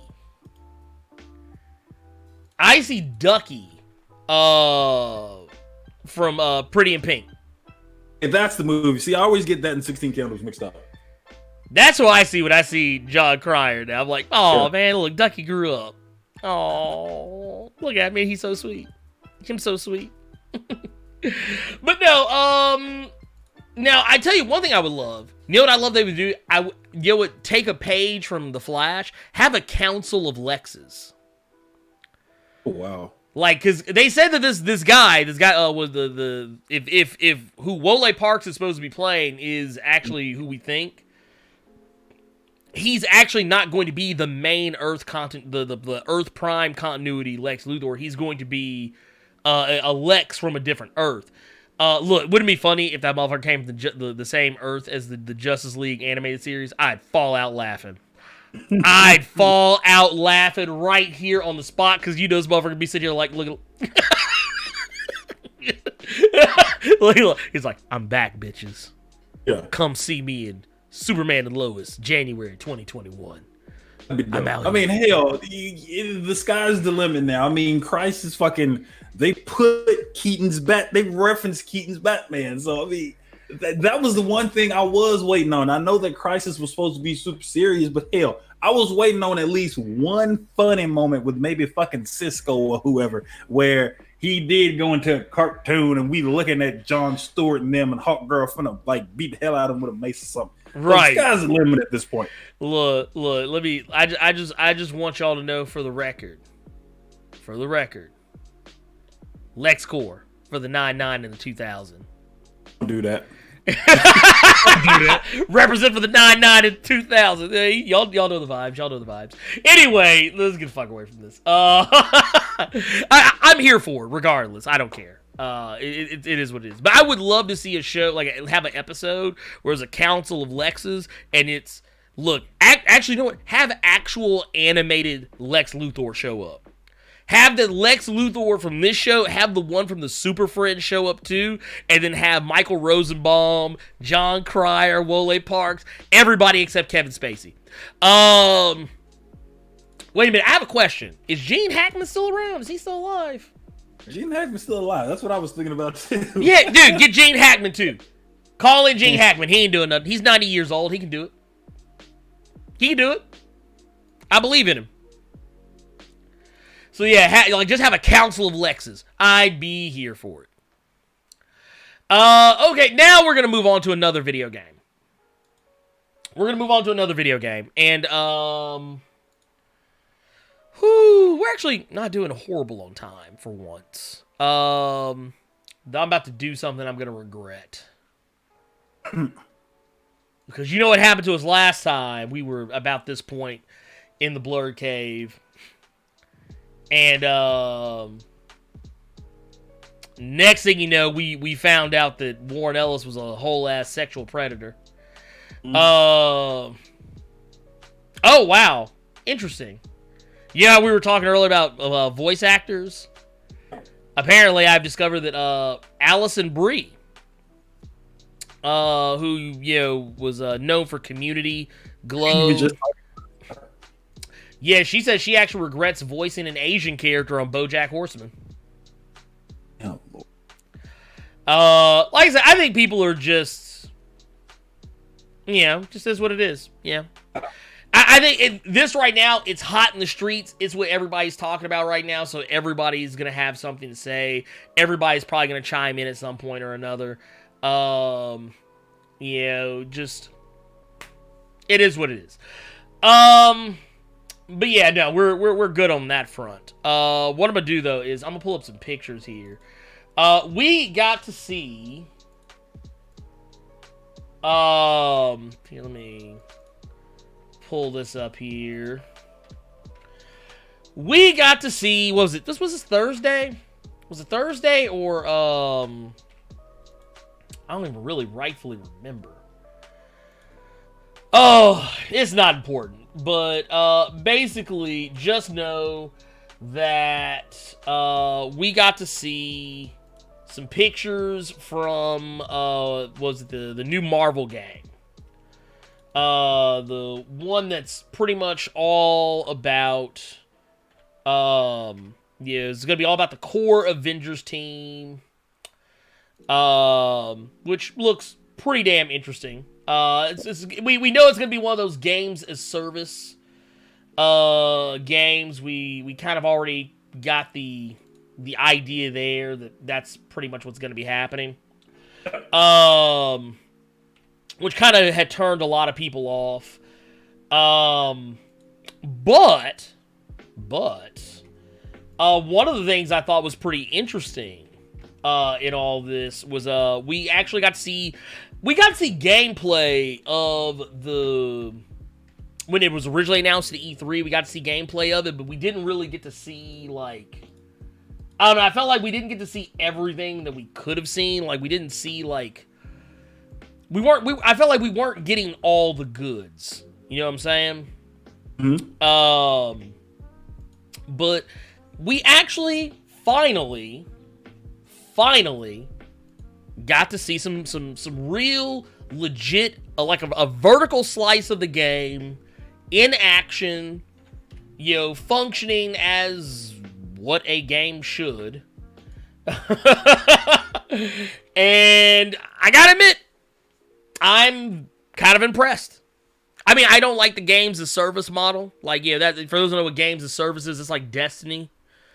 Games like, Destiny, Anthem, Fallout 76, any game where you're basically, like, you're playing online, and you're basically paying to play, so to speak. With games like that, you're actually playing to play, because at any point they could hit the button and be like, okay, more of this, and then we're gonna make you all do it again for a sequel. Those kind of games I don't vibe with, but at the same time, I was surprised that that's what this game was going to be. Yeah, I was too, because they still say that it's a single player game. Mm-hmm. They touted the single player story missions. They showed off their War Zones mode. This is, you can see the Avengers there fighting a giant, kind of multi-legged robot. I think they refer to it as a Titan at some point. Because basically in this game, the Avengers are going up against AIM. Now, let's get a couple of caveats out of the way. Yes, this game is going to be coming to PlayStation 5 and Xbox Series X, or whatever the fuck Microsoft is going to call that damn thing. Which Xbox Series X supposedly is not the name of it. But it's going to be coming to next-gen consoles. The characters are not going to look like their MCU counterparts. Get that shit out of your head right now, please. I know a lot of people like, oh, why couldn't you just make them look like Chris Evans and ScarJo and Don Cheadle and Anthony Mackie? That was never in the plans. It was never going to happen. It was never... I wish people would get that out of their heads, because, like, I know a lot of people judge the game based on that alone, is that they didn't look like their MCU counterparts. But the thing is, what difference does it make? They're not even the same universe. They're not even meant to be the same thing.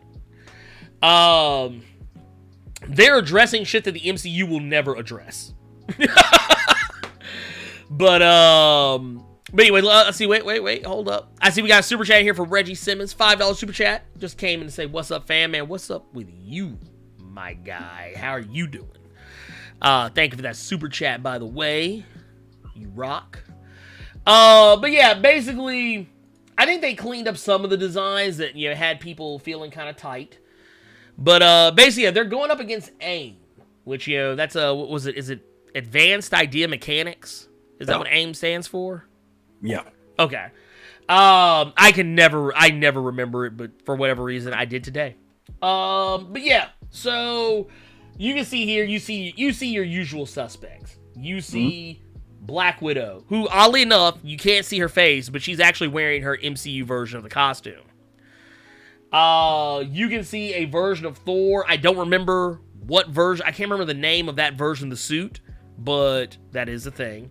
You see a Hulk who is wearing what looks like his Thor Ragnarok laying around the house robes, and just any random version of Iron Man. You do have skins in the game. They did reveal that like, I think the only microtransactions in the game that they've announced are cosmetic ones that you can like buy different costumes and outfits, you know, to make your character look how, you know, whatever you want them to look. Honestly, don't be surprised if the MCU looks are something that you have to buy, which I don't know if it's going to change their faces, but they'll definitely change their costumes.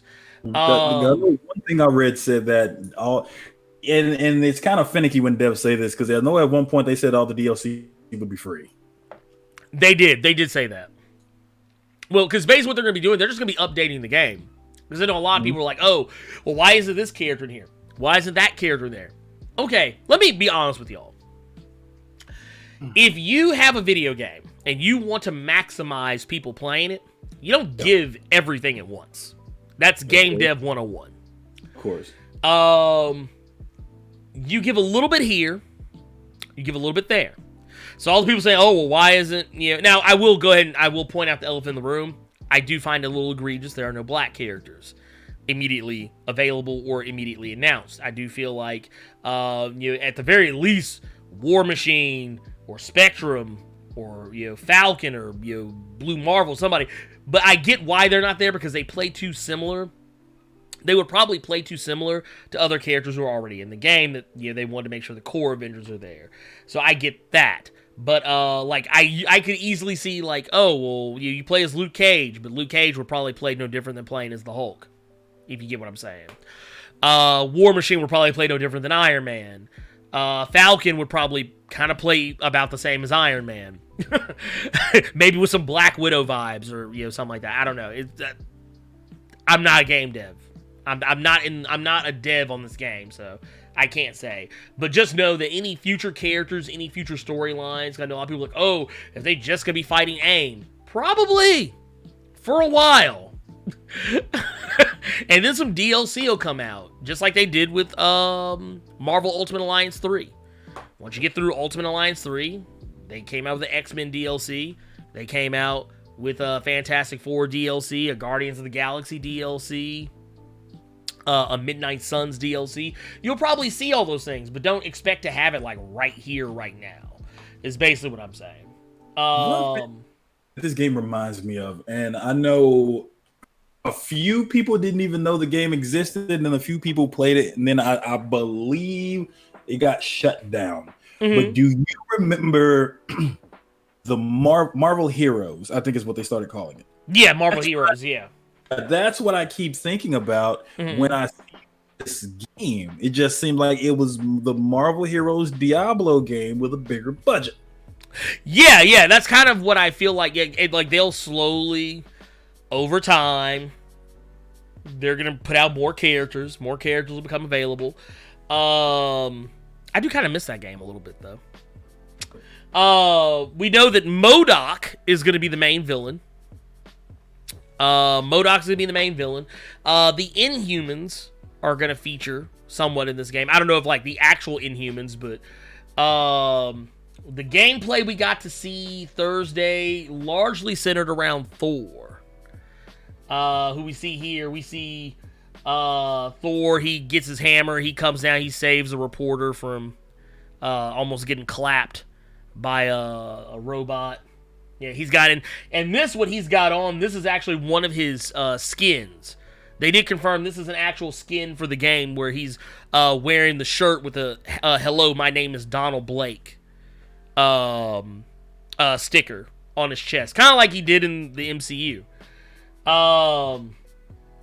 But we see here, it's a little fuzzy, but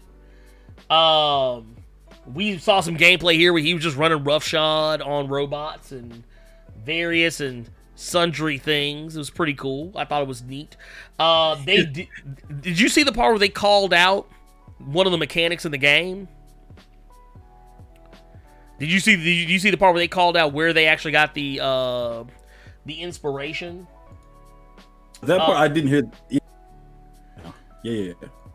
So basically, Thor has an ability where, like, you know how, like, in Red Dead, where you turn on, like, your Deadeye? Yeah. And, like, it slows everything down, and you can, like, peg targets to shoot. Thor can do something similar. I don't think it slows down time, but basically you can peg out different targets, and you can throw your hammer, and it will hit each of those targets and then come back to you. Which, they said they specifically took that idea from Jason Aaron's run on Thor. So they're paying attention to the comics, is what I'm saying. Which is kind of why I care more about this than I care whether or not... I care more about how accurate it is to the comics than whether it's accurate to the MCU. I just don't give a shit. The MCU is its own thing. With you said all of that, and the one constant thing I'm thinking about now, and it's you bringing up MODOK. Yeah. And now at this point, I'm wondering who's going to voice MODOK, just because there was I think it was a director that came out about the New Warriors TV show that just got canceled. Mm-hmm. He was talking about how they were going to do a live action MODOK. It was going to be voiced by Keith David. So I'm wondering, are they going to have Keith David voicing MODOK in this fucking game? I don't think so. The only reason I say I don't think so is because the reason why I don't think so is because you do hear him talk in the trailer, like in the live stream. You hear his voice, and like while he's MODOK. So, and it doesn't sound anything like Keith David, but but yeah, I'm here for it. I think it's cool. You just gotta. I think that as far as the look of the game goes, they got my girl Kamala Khan. They got her right. I'm here for it. Seeing her just break people off, this big ass stretchy fist, just tearing people up with the funniest shit. I love it. I'm here for it. Too funny to do. Like, they actually put some genuine respect. You see, like, she's got multiple, like, I think in the time, like, that we see her, like, as you can see here, this is, like, her handmade costume, like, the costume that she made herself. All the footage that they showed of Kamala Khan, I've really, really liked. I really liked it. Oh, I've loved it. Like, you see here, we got more of a kind of an MCU stylized, like, this is probably what her costume will look like in the MCU, probably, or something close to it. You see right here where she's throwing them big hands. Like, she's going, whoop, pow! Dude, actually, I don't know if you saw this part of it. I couldn't find a picture of it, but one of my favorite portions of the stream that they did, there was a shot where they showed, because you can do tag team moves in this game.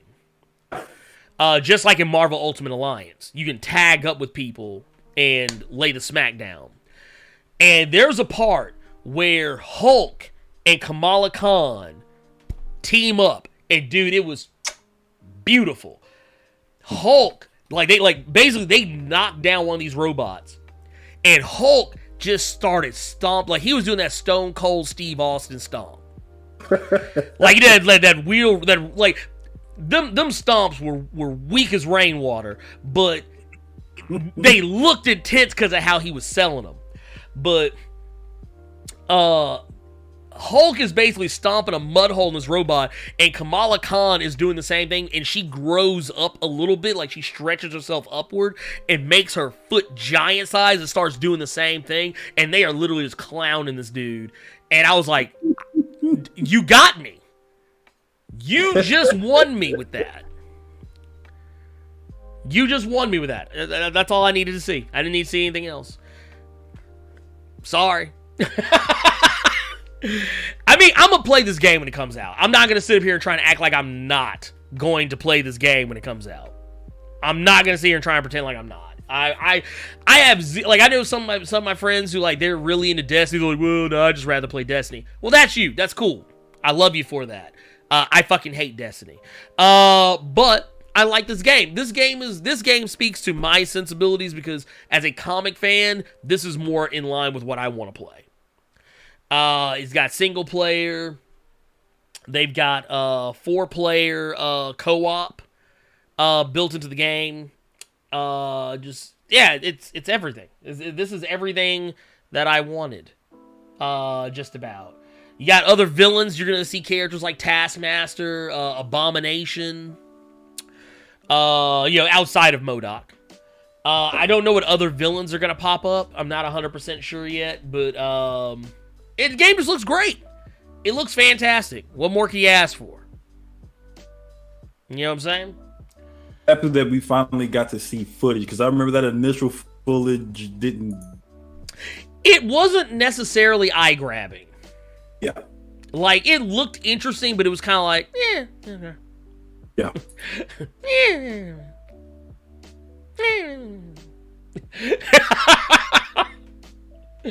But no, I'm here for it though. I'm here for it. Hey, y'all keep fucking around. I'll be playing this motherfucker on this channel. No, y'all keep fucking with me. Y'all keep fucking with me. I'll be playing that motherfucker on here. I'm like, oh man, Blerd's live. What is he doing? What is he? He's playing. He's playing Avengers. Oh, okay. Playing Avengers with that Captain America hoodie on that's 2 sizes too small. Oh yeah. Mm-hmm. Look, you already know. Look, out here. But yeah, no, the game is going to be coming out for PlayStation 4, Xbox One, and they said if you do get the game for PlayStation 4 or Xbox One, when it comes out on PS5 and the Xbox Series X, you will automatically get a free upgrade to that version. So you don't even have... See, that's what I love. I love when you're like, dude, you ain't got to buy that again. Just go and take that. Yeah. That kind of was like, okay, now it's really on my radar. Because I think they said you would either get a free copy or that copy you already have, you could put it right in those consoles and it would get like upscaled 60 frames or better graphics, what have you. But that really put it on my radar. Yeah, I'm here. Oh, they also did. They did come out and say that there are some special features.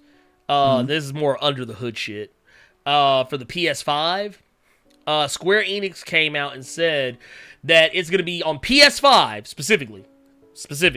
It says, featuring extremely fast load times, boosted resolution and fidelity, improved texturing and armor destruction, ray tracing, and more. Marvel's Avengers will look and play great on next-gen systems. The PlayStation 5 experience will be seamless and dynamic, fully utilizing the ultra-high-speed solid-state drive, the PS5 DualSense advanced haptics, and immersive spatial audio. To fully customize their visual experience, PS5 will also provide players with their choice of enhanced graphics mode or high frame rate mode. So basically, for those unfamiliar, that's kind of a feature that is what you would find on a PlayStation Pro. Like, you can prioritize frame rate or graphics. But now it's just something that'll be in that. But yeah, it'll also be on PC, Google Stadia. It'll probably never come out for the Switch. Hulk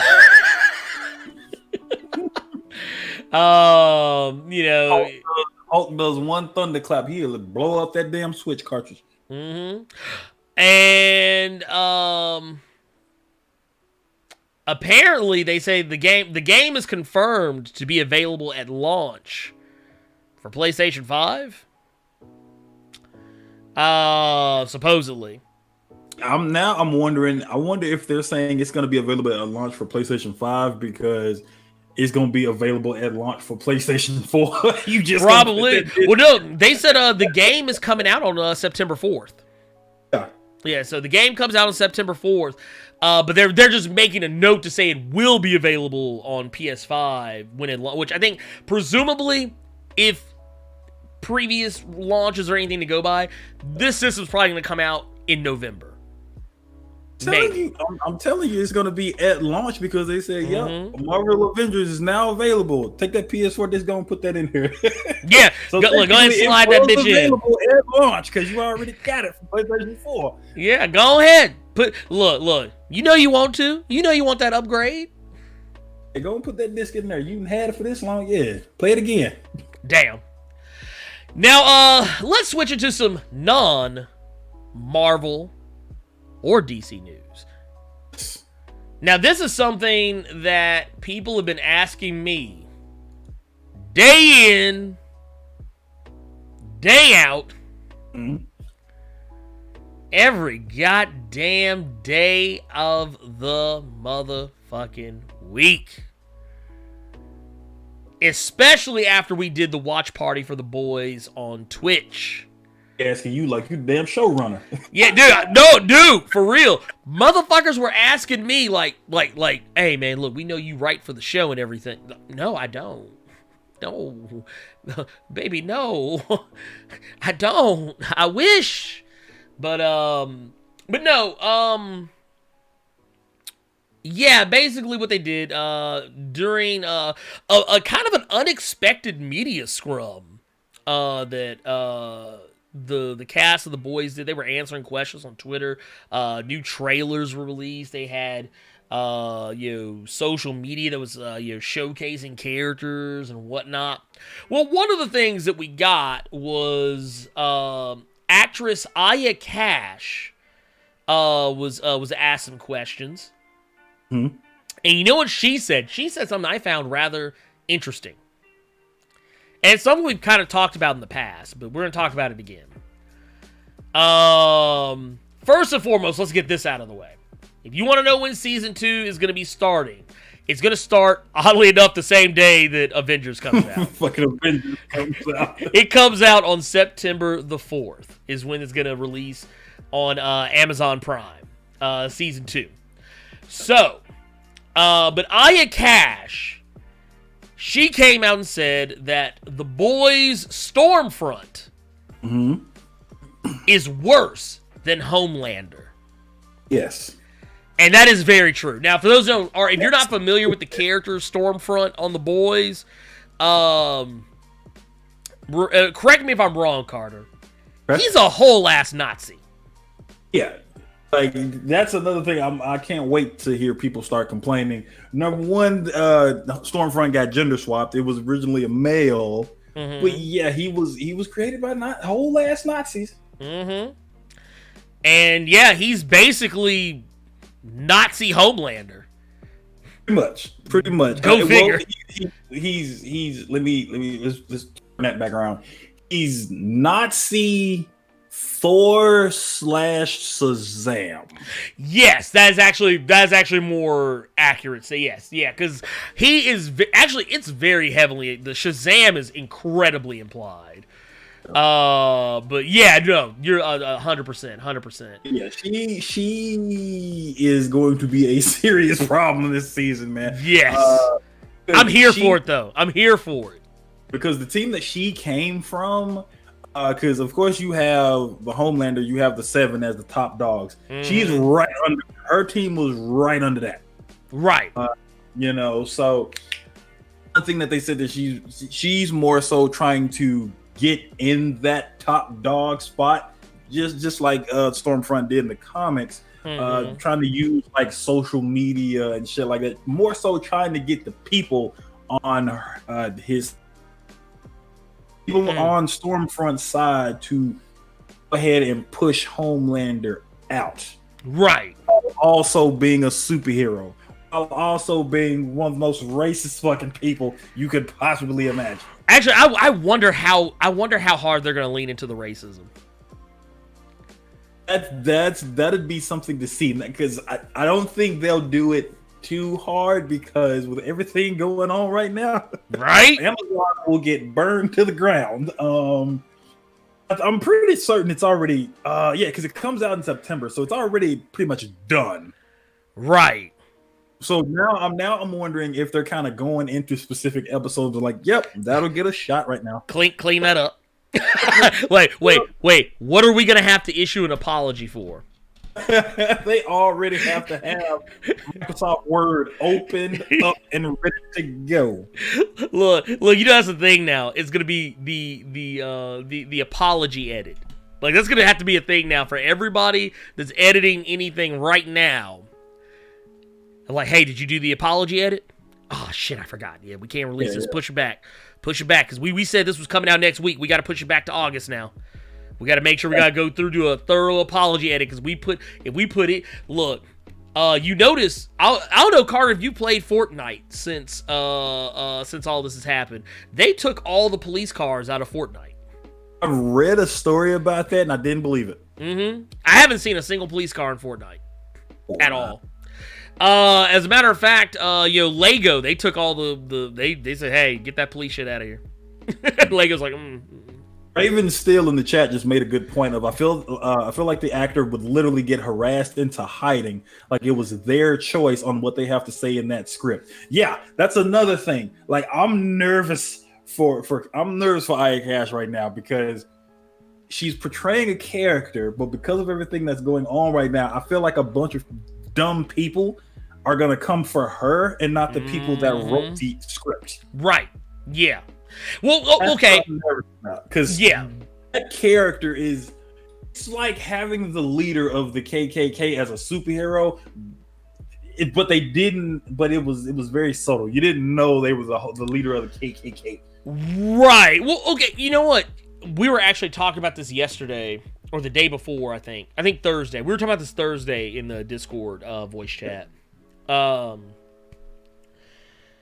Okay, so I was talking about how I had just recently caught up on the show Insecure. Yeah. Now, for those who are familiar with the show, it's Issa Rae, just how much she sucks at life. Or just, not only think that she sucks at life, just how much life just likes to shit on her. I've never heard that show described like that. Yeah, it kind of is what it is, though. Like, wow, she sucks at adulting. But, like, it is also more how life just constantly shits on her and how she has to kind of bounce back from it. Well, she has a best friend named Molly. And I fucking hate Molly.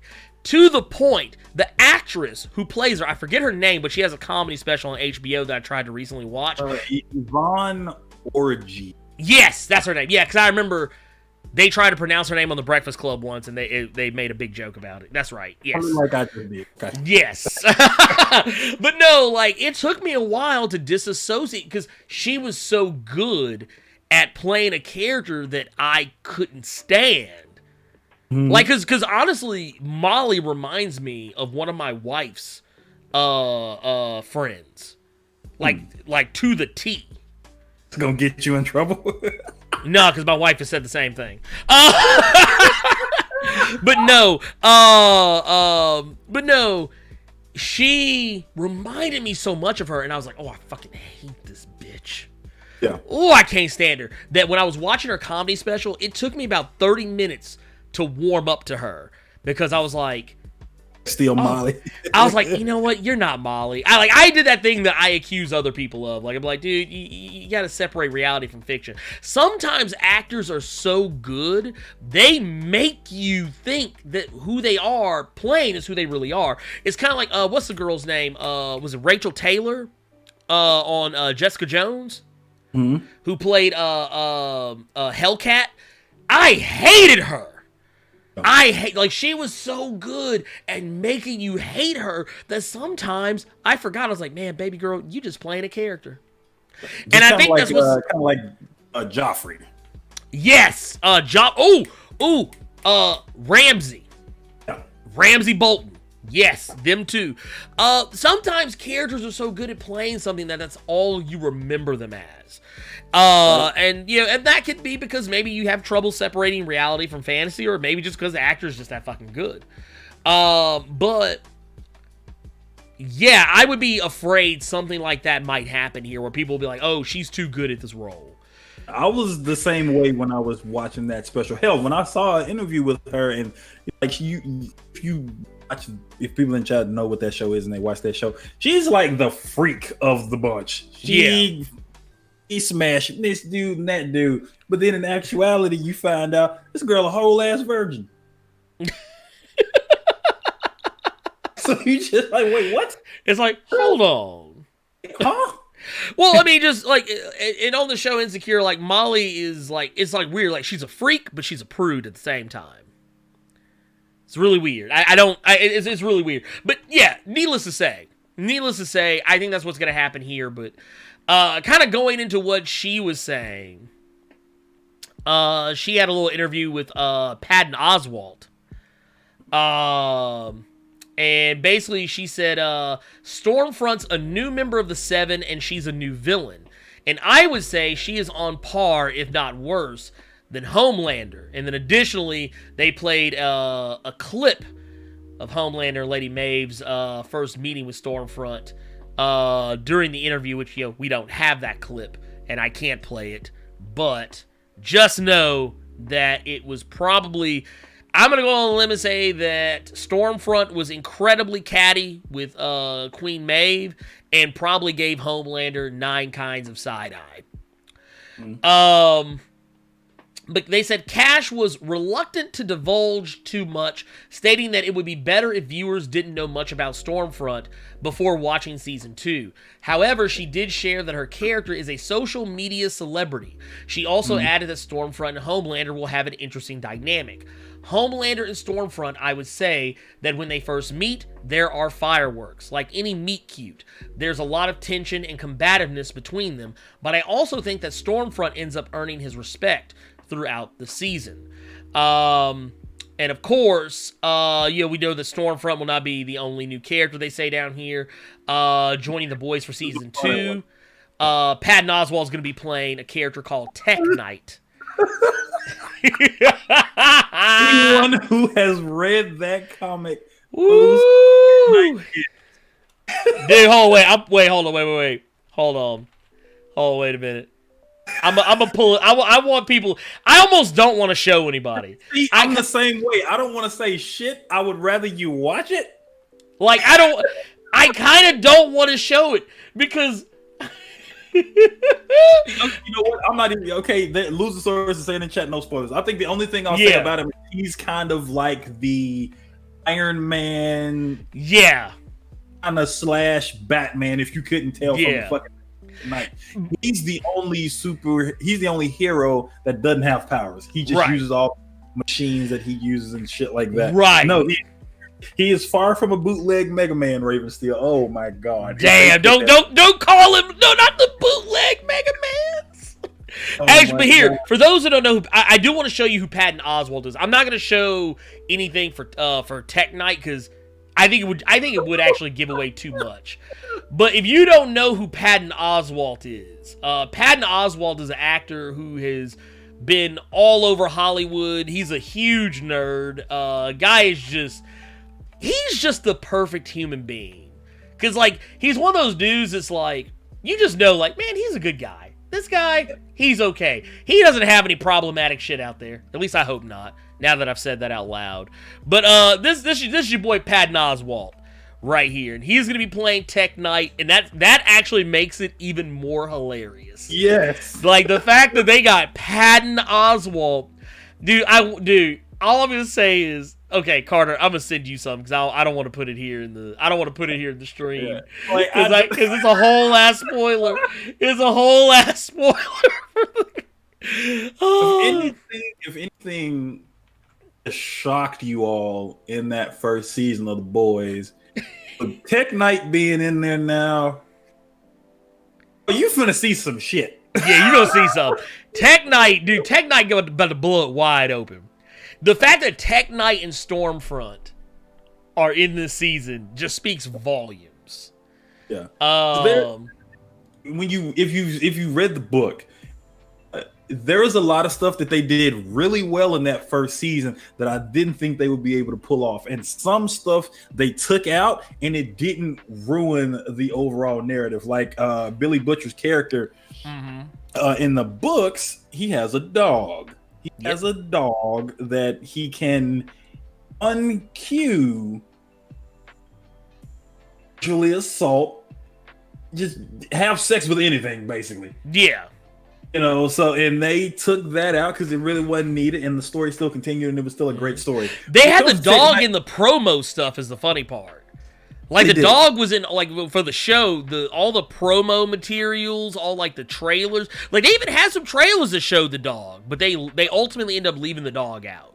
Which I think the show, it made the show better for it. Yeah, the show didn't need the dog. Yeah, because you could get away from that shit. I don't, if they actually talk about what Mother's Milk's name came from, that'll be interesting. But if they don't, that's fine. With Tech Knight, got to put it in there. Dude, oh man, I'm so ready. Okay, the picture so Carter, I sent you a picture. I don't know if you just saw it. I want to see Patton Oswalt read that line. I want to see Patton Oswalt read that line. I want that motherfucker just be sitting there just like, and scene. I don't even want to share it. I don't even want to share it because I tell you what, if you really want to know, if you really want to know what it is, if you're in the Discord, I'll post it in like comic spoilers. Yeah. I'll put it in the comics thread. If you're in the Discord, you just absolutely positively want to see what it is. But yeah, I'm not gonna share here because I think it's something that like it would be better if you saw it on the show. There's some of you who've already read it. Y'all know exactly what I'm talking about. Do not put it in the chat, damn it. Please do not. Do not. He's a Tony Stark Batman kind of thing, and he does have his Robin as well, kind of like Batman. But yeah, I'm not gonna say shit else about it. Just leave it there. So yeah, it's So I would love to see that scene. Just throwing it out there. But yeah, man, I'm hyped. I'm ready for it, man. Go ahead and get me that go ahead and get I was just gonna say they shocked me with Tech Knight. So now I'm wondering I mean, with as well received as the first season was, we knew we were getting the second season. So I'm hoping the second season is going to be just as good so that we can get a season 3. And if they incorporate their version of the fucking X-Men in this show, dude, oh god, they got to save that for like season 3 or 4. That's got to be like season 3 or 4. It's got to be. You know what? So you know what? I talked about this in previous streams. Vulcan know what I'm talking about. Vulcan knows what I'm talking about because he literally just read it. He went through, and dude, Vulcan's one of the good ones. He went through the entirety of The Boys after the watch party. He read the whole thing. I was like, dude, you're a better man than me, man, because I couldn't make it. But no, I actually thought about covering The Boys for a while. People have asked me to do it. I can't do it on YouTube, though. At least, I might have, like, if I do it, I'd have to censor so much. I would have to censor so much stuff. Oh my god, it would be a pain in the ass to edit. And that's strictly a Patreon exclusive. Yeah, that might be you know what? That might be what it is. I might make that Patreon exclusive, like Patreon channel member exclusive videos. We might do that. Because it gets, dude, I'm not gonna lie to you, it gets so problematic. Like, it gets so problematic. But yeah, neither here nor there. Yeah. I'm not saying I'm doing it. I'm just saying that if I do it, that's probably how it'll be done. Let's see here. They said they were gonna do Hero-gasm. Oh, then shit. That'll be interesting. If they actually do Hero-gasm, I'm very curious to see curious to see how that goes. God. I will say again, they did do a lot of stuff with the show that was really well done, and it was actually quite tame. Like this isn't a spoiler or anything, because like they've shown like they did a lot of this shit in the first season, but like there were a lot of instances. You know what? I can't even talk about that part. That's a Patreon exclusive. There's a lot of shit they could have done that first season. They kept it grounded. So I'm gonna be quiet now. Can we talk about something else, please?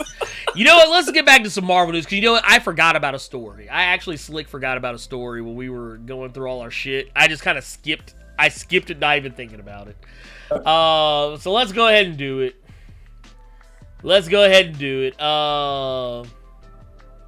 So, because actually there's some other stuff. Oh, man. Yep, that's going to be interesting. Okay, anyway, here we go. So, Ryan Reynolds. The sweetheart. Yeah. He apparently pitched a Deadpool movie where he kills the Fox's Marvel Universe. I'm not joking when I say this. When I first saw the story, I thought it was Deadpool kills the Marvel Universe. Well, yeah, yeah, Deadpool, of course. But yeah, basically, he said basically he made the pitch that when all this Disney Fox deal stuff came through, this is what he wanted. Now, this comes from an anonymous source, of course, who goes by the name Roger Wardell on Twitter. This person has reported a lot of wild and crazy scoops like this before, most of which end up coming true. And this is what he said in his tweet. He says, Deadpool kills Fox's Marvel Universe was one of the ideas pitched by Ryan Reynolds back in 2019, Michael Bay in talks to direct the movie. Now, here's the thing. That actually sounds like something Deadpool would want. It does. Like, that actually sounds like something Deadpool would want to have happen. I don't know if there's anything. Yeah, here it is. This is the actual tweet right here. And then it says, what's this right here? It says, this may seem like a rumor that's hard to believe, but we'll just have to wait and see if there's actually any truth behind it. Michael Bay directing a Deadpool movie where the title character kills Fox's Marvel Universe is insane. Be pretty cool if it actually happened. Now, here's my thing. If this is anything to go by, if this right here is anything to use as a metric, I mean, yeah, sure, maybe. It would be a nice send-off. It would be a funny thing to have happen in a Deadpool movie. So, I'd be here for it. I mean, Michael Bay, like it says in this article, Michael Bay and Ryan Reynolds did do that Netflix movie together, Six Underground. So they know each other. Mm-hmm. So it wouldn't be that much of a stretch to say that might be something that could be done. You know, maybe he doesn't even have to kill, like, quote unquote, actually kill him. Like, he just fucks something up. Like, he puts a 1 where there should have been a 0, and now Fox done went all the way over here. Mm-hmm. Now, here's the funny thing is, I think fans would eat it up. Mm-hmm. I think fans would eat that shit up. Especially fans who don't like, you know, Fox's Marvel Universe. Yeah. Like, I think it would be a very interesting way to do it. Now, they did go on to say that, because we do know Deadpool 3 is something that is very likely going to go ahead and happen. Mm-hmm. Speaking of Deadpool, Morena Baccarin, this is actually something I literally just found. But Morena Baccarin apparently was recently on doing an interview on, I think it's on Entertainment Weekly's YouTube channel, on their show Couch Surfing. And basically what they discovered is that, you know, she does technically, even though her character, Vanessa, was killed off, She was killed off in Deadpool 2. Yup, spoilers. Sorry. Like, she was fridged early in the movie. I mean, they might take that after credit ending and try to spin that some way, you know? That technically did happen. Basically, what they did was, or what Morena McCarran, who plays the role of Vanessa Carlyle, who, for those who don't know, is actually a mutant in Marvel Comics by the name of Copycat, I believe. She kind of has similar powers to Mystique, sort of. I vaguely remember, but they don't treat her in any way, shape, form, or fashion like her comics counterpart. But no, basically they said when she was asked about how big a role she would want in Deadpool 3, she went on to say that she wanted as big as possible. Discussing Reynolds' role, McCarran acknowledged, "He will always be the lead, but I'd really love to be right by his side." And prior to this, the star did clarify that she has not yet received any calls or information regarding a future Deadpool film, stating that apparently they're still writing it. "I have not been asked or approached. There have been no conversations yet, so I am waiting with bated breath." Now, I would be all in for her to return. I would not be against this at all. You also have to keep in mind that even if she could be in it, but of course, she's not gonna tell your ass Entertainment Weekly. You know what I mean? No, she ain't about to fuck the bag up like that. Exactly. So we don't know for sure. Yeah, dude. You look, motherfuckers out here really think Morena McCarran. No, she ain't about to fuck the bag off like that. She ain't about to fuck the bag up. Not like that. Deadpool movie, anything can happen. The boy referenced fucking Logan in the movie. Anything is possible at this point. I mean, I'm like, regardless of what, and you know what? Technically, based on the ending of Deadpool 2 and the after credit stuff, yeah, he could do exactly that. He could actually go back, and you could even make it a comedy of errors. You could even, like, don't even make it easy. Make it where, like, he has to struggle to do it. He keeps having to go back and back and back and back and back and redoing things. Because technically, he's kind of slick already done part of it. I didn't even think about it. I know exactly where you're going with that. Yeah. One. I didn't even think about it when I talked about the after credit stuff. He's slick, kind of already did it. So, I mean, yeah, I'm here for it. Was it Tubes, the one with the $2 super chat, says Deadpool is told by Fox to clean house because Disney. Thank you for that $2 super chat, Tubes. Much appreciated. Yeah, I would actually like that. I would love everything to be meta. Like, all of it. Like, you know, normally Deadpool is meta, but, like, I want everybody in to be meta. I want, like, they're, like, kind of, remember, like, old, like, Tiny Toons and Animaniacs, how they would have, like, you know, the producers and the writers and stuff kind of, like, sometimes encroach on the show. I would want that. I'd actually want them to, like, somebody behind the camera, actually show Michael Bay behind the camera and be like, when Deadpool asks, why is this happening, have Michael Bay be like, Fox, man, they said we gotta clear all this shit out. You know, because, you know, Disney doesn't want to deal with all this bullshit. I'm wondering what would be funnier, like he's watching, like tripping on something, and then he thinks Mickey Mouse is talking to him, telling him to slaughter everybody. Dude, I would Disney eat that up. Would Walt Disney get out of that cryo freeze just to tell him to kill everyone at the Fox and ask if Jewish people are still around, doing some Family Guy skit. Let it be. No, actually, you know what? Fuck the mouse. Let it be actual Walt Disney. Let it be actual Walt Disney, because Disney's not gonna care. They're gonna be like, yeah. And you know what? You know what other joke I want? I want Deadpool to have to go back in time and take out the people who suggested Song of the South. There you go. Let's see what we got. Another super chat, $1.99 by Carlos John, says Mojo in Deadpool 3. I would dig that. Would you dig that? Would you dig Mojo? Maybe you could eat that. You could do that. You could make Mojo the go-between. Yeah. Like Mojo's like, man, we gotta have ratings. I'm trying to think how nasty he would look in that movie. It would be so terrible. It would be so terrible. I wouldn't want to actually see that now. I'm thinking about it out loud. But I would totally watch it. I'd totally still watch it. He would just gross me out. Deku said he would need Goofy calling the hit. Dude, yuck. Hey, Maxie, I'm gonna need you. Get in here. Deadpool's here. Yuck. I'm gonna need you to go clap these guys. Lord. Oh, Lord. But no, I'd be here for it.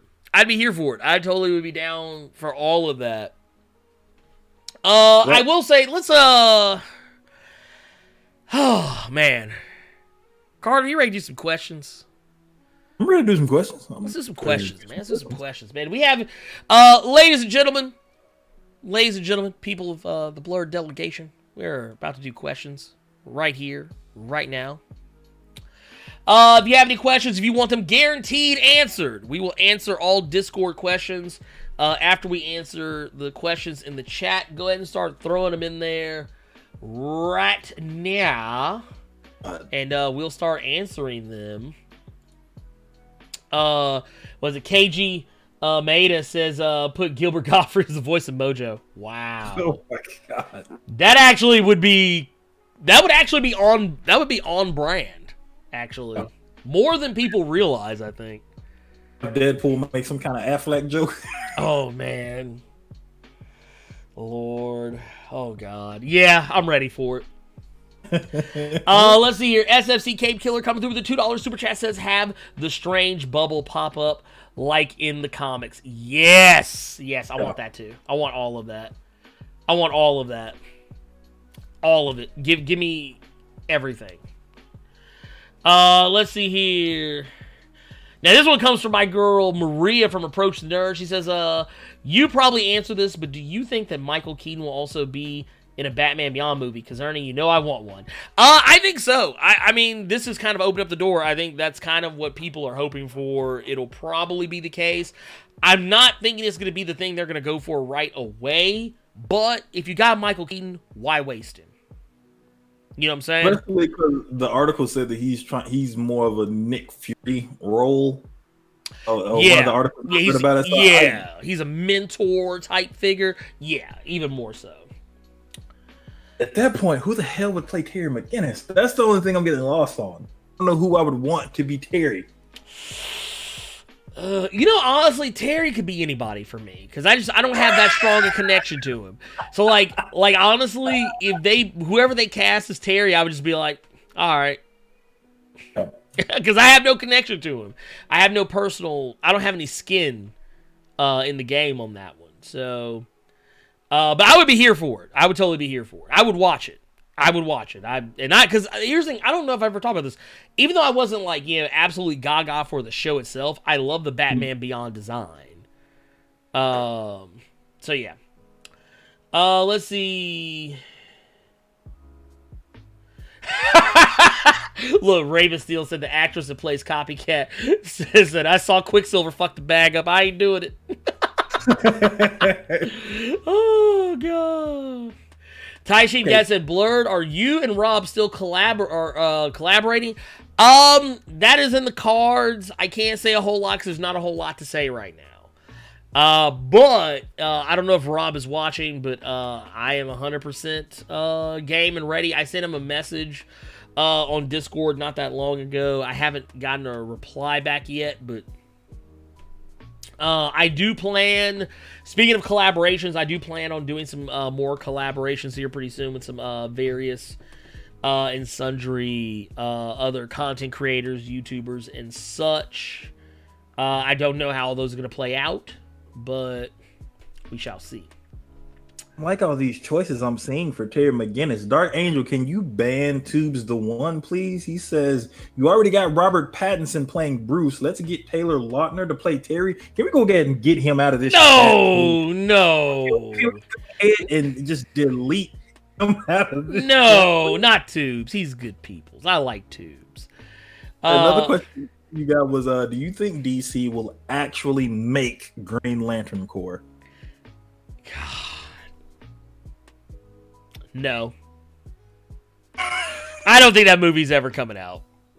I don't think that movie is ever coming the fuck out. I mean, if it does, great. But they just put it on HBO Max, so I'm waiting on that one person to be out there. If we watch it a lot on HBO Max, we'll get our movie. Hey, and you know what? We probably will, but I'm not watching Green Lantern again. I don't even hate the Green Lantern movie that much. But I just think it's a very sloppily made movie. However, I'm not going to watch it again. Not for that. How would you feel about Emilia Clarke taking Amber Heard's role in Aquaman 2? Yeah, I'd be down. For her playing Mira? Yeah, sure. I mean, and of course, everybody's trying to get Amber Heard the fuck out of there just because of how she fucked on Johnny Depp? Yeah, no, she got to go. She going to jail. I hope. I mean, allegedly. Because they already announced that Margot Robbie is going to be in the new Pirates films. Yes, I did know about that. I'm fine with that, too, because you know what? Sure, why not? There were women pirates throughout history. I still need to watch that movie, though. Is Aquaman worth watching? I liked Aquaman. I liked it a lot. Let's see here. Let's see. Dark Rain 007 says Rob from Comics Explain wants to chat with you. Well, then I am available at all times. I am a stay-at-home dad. I am Mr. Mom. I never leave the house very often, so he knows where to find me. I have sent the message. Rob, if you are in here, check your DMs in Discord, because I got some heat for you. I got something that's gonna blow the whole stratosphere of YouTube open. God damn it. Let's see what else we got here. It says Panther de Noir says collab with Casually Comics. She's hilarious. I tell you what, I will write that down.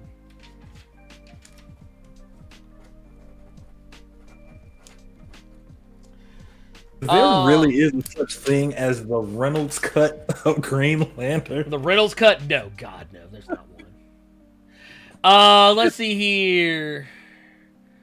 What's this? What was asked? I'm confused now. I feel like I missed something. That, I did, Carlos Johnson, I did already address that earlier. That is the thing I did address earlier. Would you... Whoa, what was that? No, I'm reading the chat. Oh, okay, gotcha. Yeah. Vince White said, would you write on one of my comic books with me? Yeah, sure, if I got time. I don't know if a lot of people know this, but my nose is always to the grindstone here on YouTube. So I'm always making content in some way, shape, form, or fashion. Whether I'm reading for the next, whether I'm reading comics to prepare for the next video, or gathering facts for the next video, or recording audio for the next video, or editing said audio for the next video, or actually putting together said video. I am always in one stage or another of making a video. And I do occasionally take the time to write. So I did finish issue number 1 of the first draft, rather, of issue number 1 of Fire Style. So we will see how that goes. But yes. Your thoughts on the what are your thoughts on the current Titans? Oh, the DC Universe show? I love it. I actually like the show. It's, I mean, is it perfect? No. God, no. Not perfect. But I like the characters.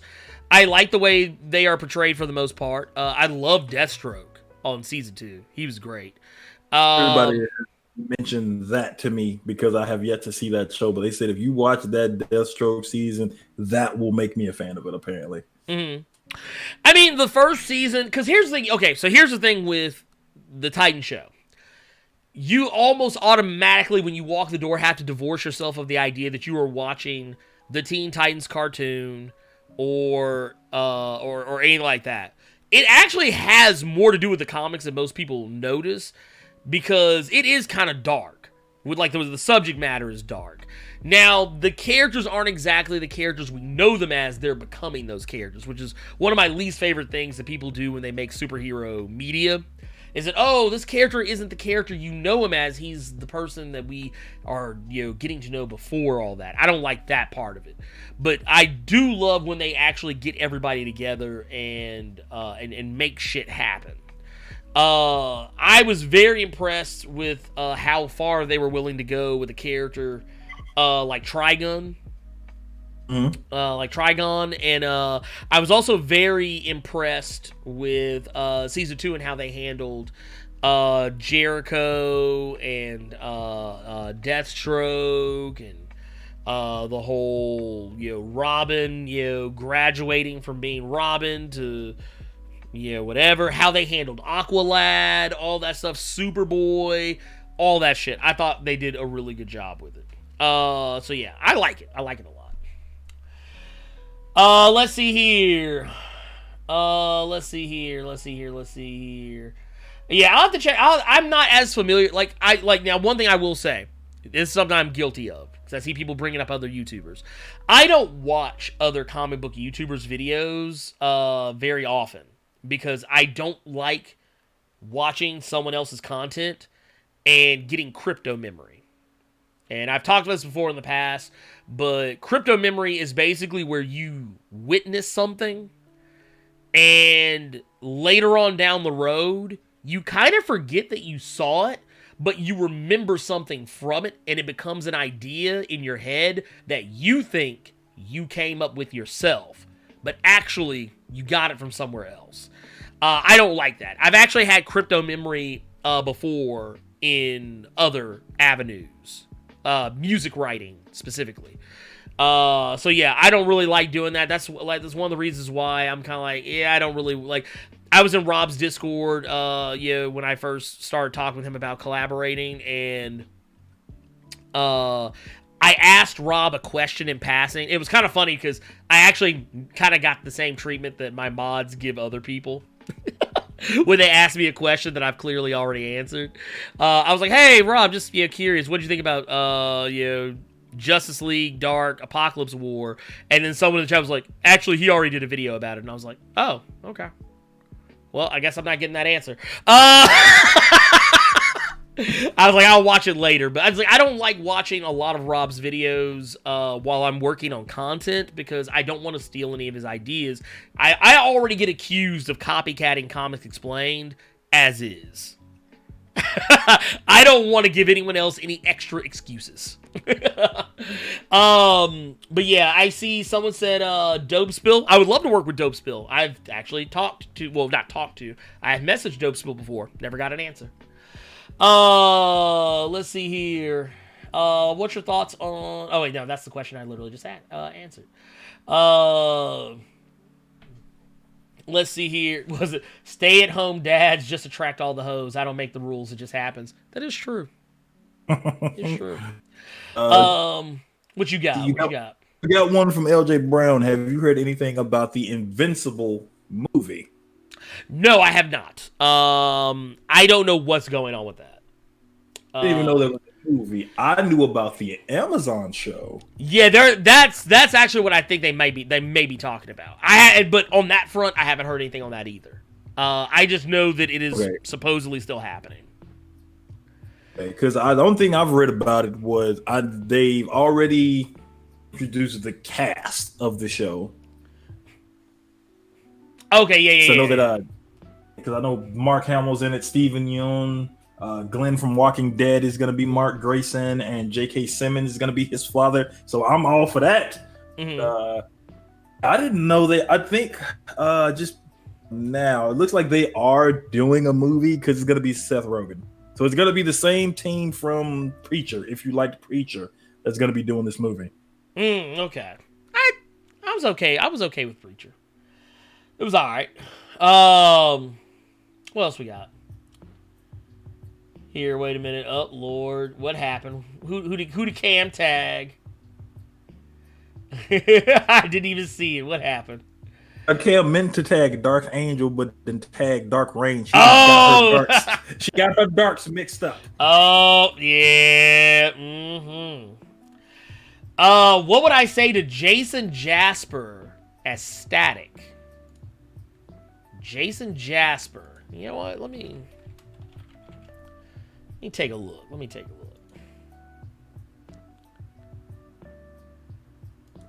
Hold up.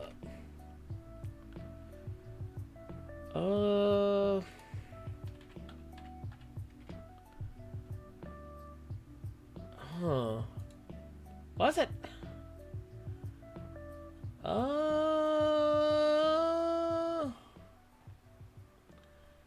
Let's see.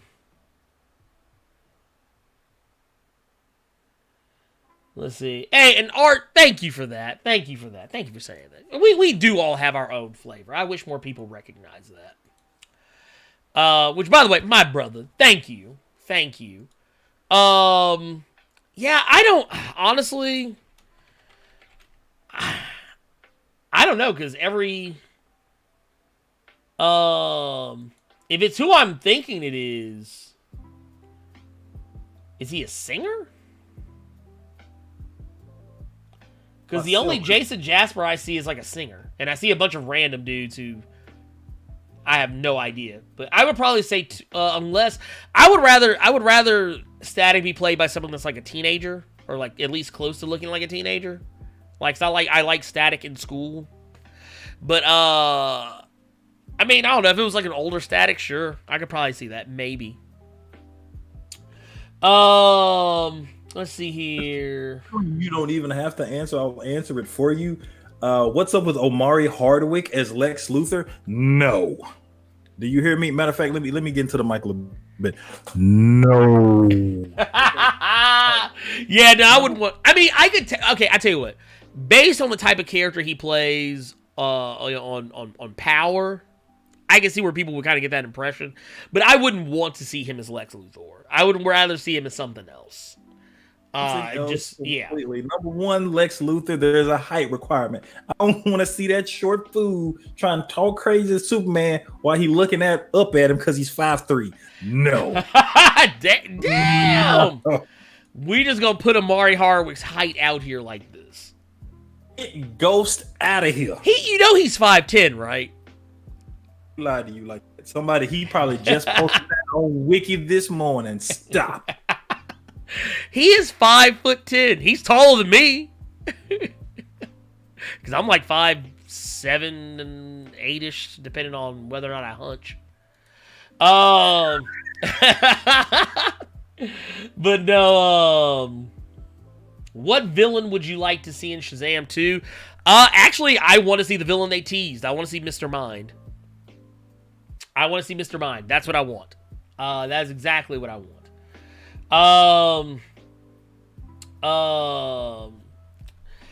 And I do agree with you, Jamar Dillard, about the language on Titans, and that's DC in general. DC really wants you to know these characters are out here cursing. like when you watch and that's any DC show, DC Universe or otherwise, where they have profanity, they'll be like, ooh, guess what? We could say fuck. Have you ever heard anybody say fuck before? It's like, nah, man, I'm good. There's no bigger example of that than that damn Apocalypse War movie. Oh, God. Way too hard in that movie. Like, they really did. They really did. I didn't appreciate it. Let's see. What else we got? We got anything else in here? Do you think that MJ in the MCU is going to become Firestar? No, I don't. I don't think we're in any danger of that happening. Enigma 9x9 says, who would you cast as Doctor Doom and Silver Surfer in the MCU? I've already answered this question before. As far as Doctor Doom, I believe even Silver Surfer. But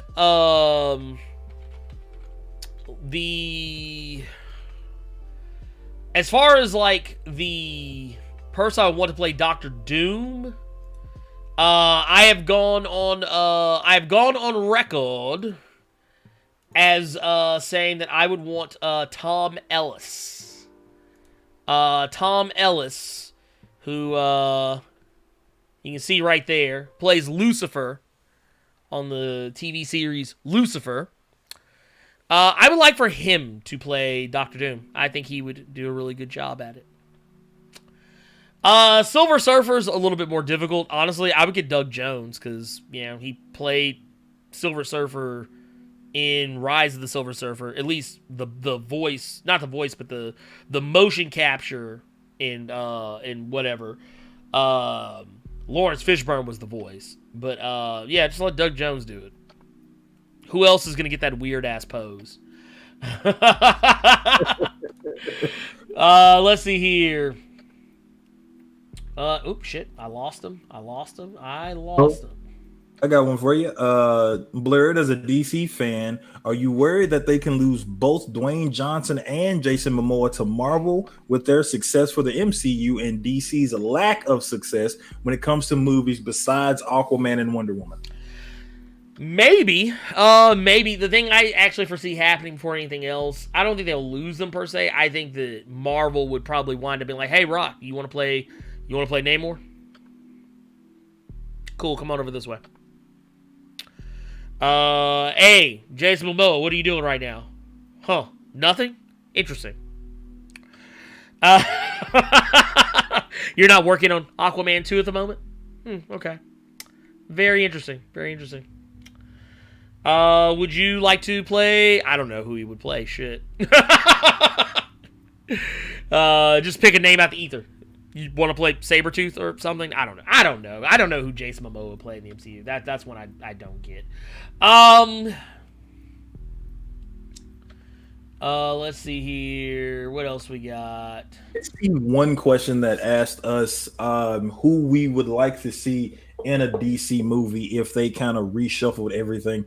Honestly, a few people would know who I'm talking about, but if you didn't read the book, you wouldn't, obviously. But I want to see a Midnighter movie. I would like to see that. And yes, Taishim, I will check that out. I wouldn't mind seeing a Midnighter movie. Was it Midnighter and Apollo? Is that the team up? Yeah, that was the team up. Okay, yeah, I would do it. I'd be there for it. Okay, yeah, that's another one. Kraven. I can see Jason Momoa as Kraven. I can see that. Let's see. I do also agree they should have had him as Lobo as well.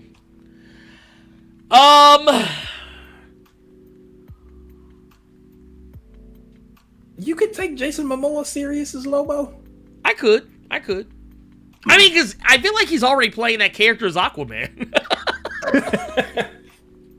I mean, not as hardcore, but like just the look. I feel like he could pull off the look of Lobo really well. The voice is where I would be concerned. Good. Let's see here. What character, hero or villain, do you think has the flyest costume? Like Despot from Image Comics back in the 90s. Wow, man, that's a deep cut. Actually, oddly enough, because I actually did just recently talk about Despot in a video very recently that I did for Battalion. So the Despot is his pappy. I don't know. Who's got the best drip? Oh, man. That's a tough one.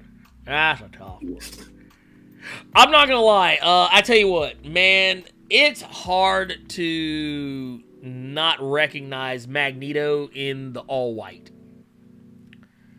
Okay. I actually really like Magneto in the all-white. However, I will also go on limb and say, even though I talk a lot of shit about this character, here comes. I actually really like Spawn's costume. Hey. For as much shit as I talk about Spawn, I actually think he has a good costume. And yeah, that one.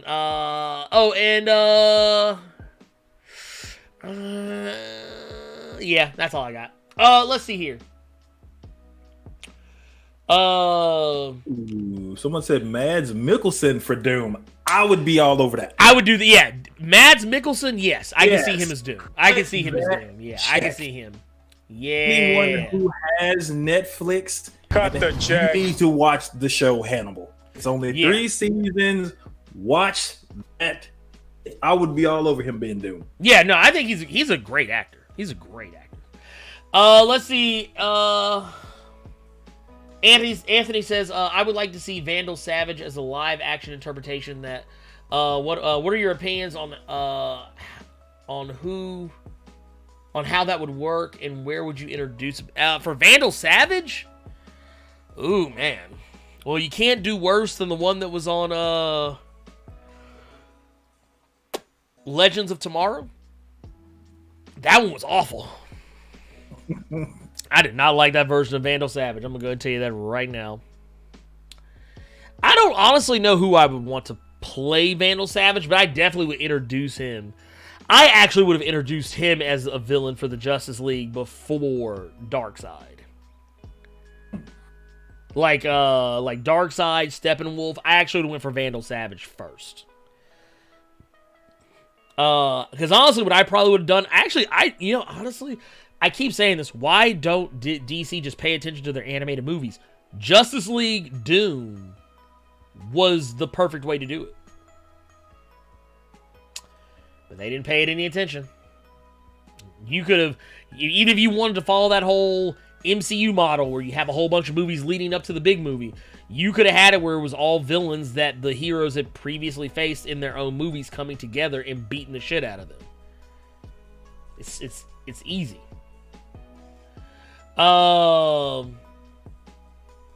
Let's see. What else we got? I lost some. Mr. Sinister. Actually, you know what? Mr. Sinister has that drip. He's got it. Let's see here. Juan Carlos Esposito as Professor X, Denzel Washington's Magneto, opinions. Well, I mean, it could work. I mean, me personally,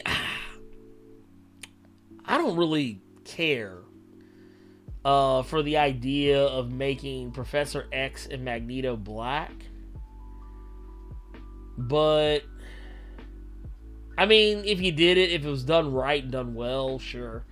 Anything done well can be done right. Yeah, they went for the big... Yes, they did. They did go for the big bad way too early. Anthony Bardem as Vandal Savage. Okay. Okay.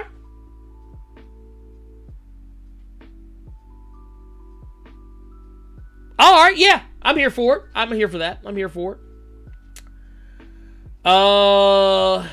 Hey, Extriv says, I'm a couple of the $5 super chat says, I'm late. What we on today? We were just answering questions. We're answering questions right now from the chat. Does DCEU mean DC Alternative Universe? No, it's a DC Animated Universe. And apparently it was ended with Justice League Dark Apocalypse War. So they actually have a new Superman animated movie coming out, which is a reboot of the DC animated universe. That's a nasty way to end that universe, man. Dude, they ended that motherfucker ugly as hell. It was so bad. I'm not gonna lie, you know what? Just because I feel like some people haven't seen it, one night, I'm not saying this weekend, but one night we might do a watch party for Apocalypse War. Because I feel like I feel like some people think I might be being unfair with that movie, and I want people to see it. I love this community. I love being a part of this show, but that's one movie night where I will not be there because I can't sit through that movie. I mean, I can't either, but like I'll probably be doing other shit while I'm watching it. Like I'll probably be like editing a video or something, like, or I'll be reading a book or something like, and I'll just be there to answer questions. But yeah, thank you for that $5 super chat extra. Thank you so much.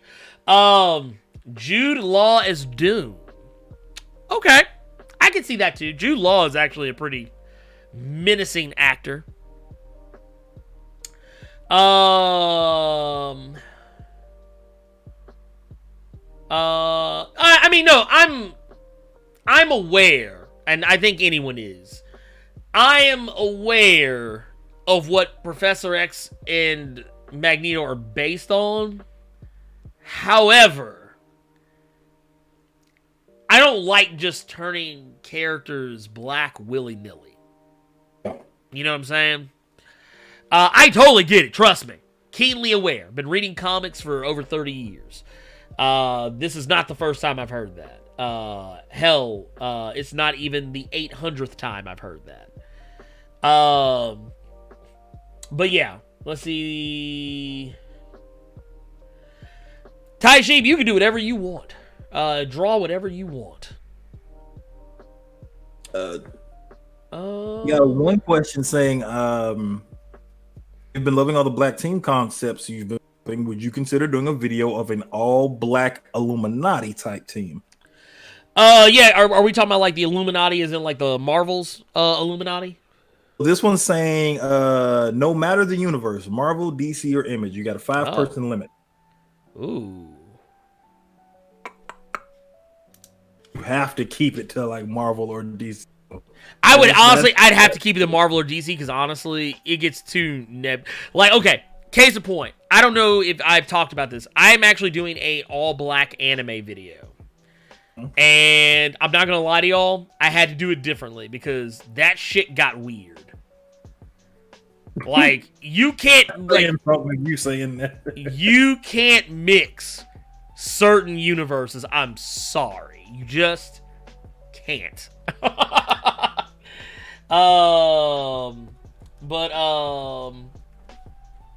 you know what I do love?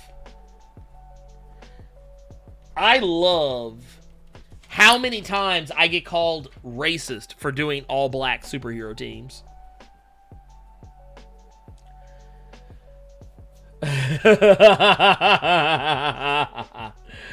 Let's see here. Do you think since the MCU are developing Alpha Flight, will they introduce Wolverine there? Maybe. I wouldn't bet on it, but I mean, sure. Who would you want for Bishop? Abdul Mateen? Here. Let's see who we're looking at here. Oh!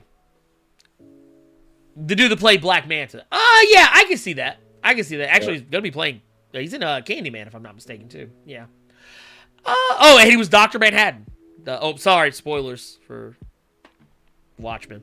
I apologize. Hey, it was free this past weekend on HBO. If you ain't watched that shit, that's on you. That shit was free for anybody to watch. Anybody could have watched it. You can't even make an excuse anymore. You can't even say it was behind a paywall because HBO was like, hey, y'all can watch this shit for free for Juneteenth. How about that? If you didn't watch it then, I don't know what to tell you. But yeah, I can see him as Bishop. Though I would honestly rather see him as something else. Yeah. But like I said, if you ain't watched Watchmen by now, you weren't going to. I'm just going to be real about that. If you haven't watched it by now, you were not... All right, here, I want to see something. What was the air date on that show? October 2019. Yeah, if you ain't watched it by now, if you ain't watched it by now, and they didn't put this motherfucker out for free, matter of fact, it ended on December 15th. And then they put it out for free. If you ain't watched it by now, I don't know what to tell you. Imagine if Lex Steele played... Dude, what is up with Lex Steele in the chat today? God damn. Lex Steele has come up at least like 20 times, I feel like. No, there's some freaks in the chat today, man. I'm here for it, though. I'm here for it. But no, that said, we're going to go ahead and switch over to Discord questions. If you got questions, we're going to be, oh, Lord. These are going to be weird. Okay. Let's see. Let's see here. Luzosaurus says, reading recommendations for Image Comics after Bitter Root. Well, I can go ahead and say right now, I'm a huge fan of the comic Die, which actually just got a new issue this week. Issue 11. Definitely worth it. Gideon Falls, if you want something on more of a like Twilight Zone, Alfred Hitchcock style level. Very good. Very good. I'm also a fan of The Revival. Not just the wrestling tag team, but the comic as well. FTR. Yeah, man. FTR. I'm actually trying to think of some others. Let's see here. How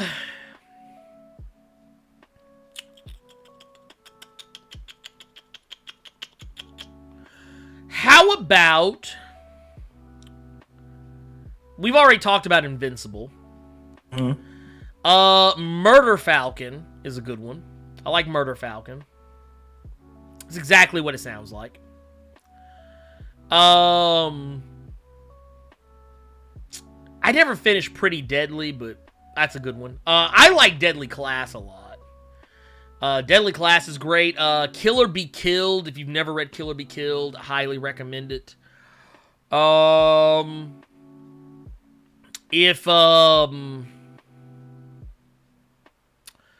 What's another one? Want to keep it in the same vein of Kill or Be Killed, you could say Sleeper.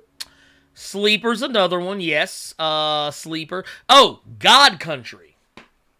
Yeah. Of course. God Of Country. course. I'm shocked that wasn't the first one.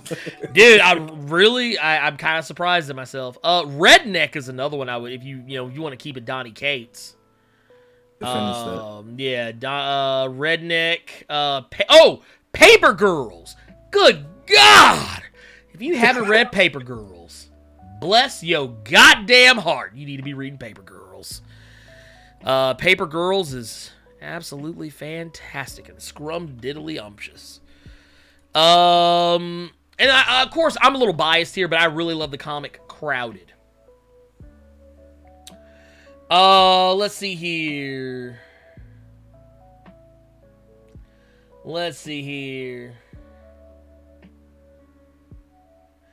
I was about to say, yeah, Arkham, yeah, we have more than 20 or 30 people in our Discord. I was about to say, hell, offline right now is 164. So now I will say only about 30 or 40 people are ever active at any like given point throughout the week. We have a lot of lurkers in our Discord. I just want to point that out. And I'm not throwing any shade, but we do have a lot of lurkers. Which is fine. I don't care. But I always tell people, because we've often had people join and then I guess like become disenfranchised because like either it's not as active as they would like, or it's active during times when they're not around, or because they feel like I'm not talking to them. Here's the trick. If you want my attention in the Discord, all you have to do is ping me. I always answer. But here's the thing, though. As Carter can attest, I'm a night owl. So if you ping me like this today is the only day you'll probably catch me being active and awake before noon. But like if you ping me in the Discord like at like 7, 8, 9 o'clock in the morning, 10 o'clock in the morning, 11 o'clock in the morning, I'm probably not going to answer you until like later in the day because I'm not awake. I stay up late. I don't go to bed till like 4 or 5 a.m. most nights. 6 a.m. some nights. Especially recently. So yeah, if you come to the Discord and here's another thing too. I've actually been laughing about this with the mods in Discord. I have actually been in the voice chat a lot lately, and no one ever notices. Like, because sometimes you'll even announce that, hey, I'm gonna be over here for a minute. I'll be like, hey, I'm gonna be in voice chat for about an hour, maybe 2. I try and tell people, like, now sometimes I don't say anything, but there have been plenty of times I've been sitting in the voice chat like nobody comes in and says anything to me except for the mods. So, I mean, which that's fine, but yeah, whatever. Yeah, Mr. Brooks, he said all facts. Brother Blerd is a vampire of sorts. I am. Dude, the most active you will find me is between 9 p.m. and 4 a.m. It's just a fact. I think of some more books to recommend after Bitter Root, man. I think one that just had a new issue come out. I think it's more of an anthology series. It's called Dead Body Road from Image. It's by Justin Jordan. He did one of my favorite books, Strange Times of Luther Strode. Okay, I saw that book. I haven't checked it out yet, though. Yeah, see, I have the first arc that they did of Dead Body Road. It's just a really good, solid like action movie, but it's in comic form. Okay, I'm here for it. Really great art. Another one that I could recommend, Birthright would be a good one. Yeah. Birthright. Yeah, Birthright. Yes. Yeah, Birthright would be another good one. What did I just have on the tip of my damn? Whoa, dude, Carter, we're fucking up. Stealth. That's what it fucking was. That's what it was. Because he said Bitter Root and Stealth was the first thing popped in my head. I just forgot just that quick. Stealth. Dude, we forgot about Stealth. Stealth is good, and it's only 2 issues in, so yeah, fuck that shit. Yeah, you can go ahead and do it. You can catch up on Stealth. Matter of fact, I was surprised. But that video I did for Stealth actually really took off. Really? Because I did the video, put it up, and kind of walked away from it. I didn't even think anything of it after that. And then I came back and looked, and I was like, wow, this thing, because it had like, a couple of thousand views. I was like, yeah, it's whatever. Dude, I come back, that motherfucker's at 17K. By the way, speaking of, we're at 47K right now. 47,000 subscribers right now. So, congrats to everybody who helped make that possible. Yeah. Oh. One more book I just thought about, and I see that Cammy's in here as well, and I'm trying to get Cammy to read stuff. I know she just got through streaming. I know she just finished Life is Strange not too long ago, but this is also for Luzosaurus asking this in the chat or in the Discord. Wicked and the Divine. Oh, yeah. Wicked and the Divine? Yes. It's already finished. You can pick it up. It's basically it's 12 kids or 12 young adults, however you want to say it. They're every 10 years 12 random people are reincarnated as mythological deities, right?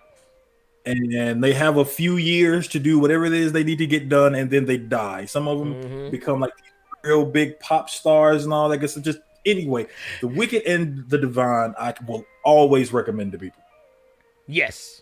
Luzosaurus, yes. All voice channels are open to everybody. Like Dark Angel said, all the voice channels except for like 3 of them. There are only 3 voice channels I don't allow like everyone into. One of which is the one that me and Carter are in right now. Live on the air, I don't let everybody into. The War Room, nobody gets to be in the War Room. The Podcast Room, no one can join that one except for like me, Alternative Factuals, and Fantastic Frankie. Only people who are a part of the Just Us League or a part of the Quiet Council, which for those who don't know, the Quiet Council are our mods on the Discord. Only they can come into the War Room. Me and Carter are the only 2 people who can actually join live on air. If I'm not mistaken. The Danger Room, which is typically where I do our fighting game stuff, that one is open and closed depending on what's going on. Like, if I'm streaming, I close it. But I may just start using this channel for when I do that. But the Danger Room is specifically for fighting games.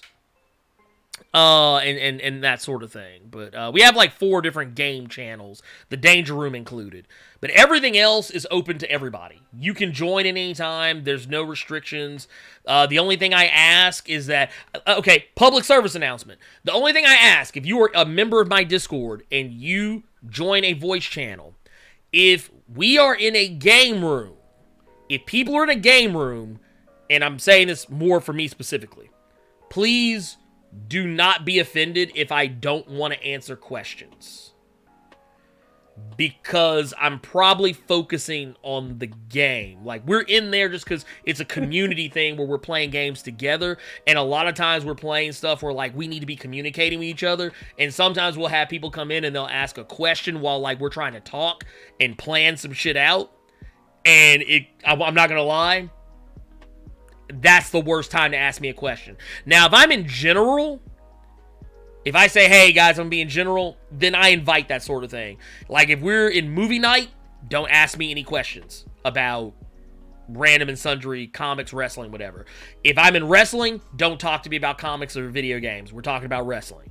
Keep it on brand for what we're in there to talk about. That's the only thing I ask. The only thing I ask. It's a small thing. That's it. It's another way of saying they're probably in there playing a fighting game and one of them is losing. So if you come in there asking questions and get cussed the fuck out, don't take any harm to it. They're just entrenched in Mortal Kombat. Yeah, that is literally what it is.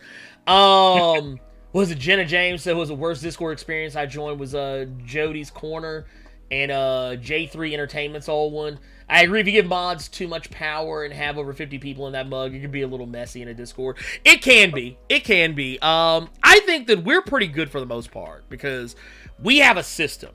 And my mods, they all know it. We work on a 3 strikes basis for most things. So, like, if you break a rule in the Discord, and I always tell people, read the rules because there's no excuse.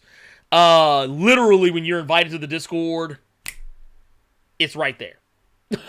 You are invited to the rules channel. So if you don't read the rules, I got no sympathy. But we basically say, hey, we give you a warning. We say, hey, look, this is against the rules. Please don't do this. Okay, cool, whatever. And we all talk to each other. So if we see you do it again, one of us is going to be like, hey, has so-and-so done this before? And then so-and-so will be like, yeah, they've done this before. They'll be like, okay, hey, look, we're going to put you on warning. And, just so so we can kind of talk to you and kind of figure out what's going on. And then after that, if you do it again, you get banned. Just straight up. Now, there are certain rules. If you break them, I'll just ban you outright. Because there's certain shit. Like, if you're racist, you get banned on site. If you're in there saying racist, sexist, homophobic, transphobic shit, I mean, I'm going to try and educate you first, but then if I see that you can't be reasoned with, I'll just ban you. I've done it before. I banned people for saying all kinds of fucked up shit. But I will say this. I've only ever had to ban 5 people. Say something. I want to say something. Can I please say something? Please. I just want to say something. See that 3-strike policy that Blerd's talking about right now? You see, that's pertaining to everyone, me. That's what I said. I'm in there, and I see some off the wall shit. I'm someone who thinks when you come in there, you already read the rules, and I've told everybody in that Discord and Ernie himself that I should not have this power because I am quick to try to put a motherfucker in the hole. That's all I'm saying. Hey, no lie.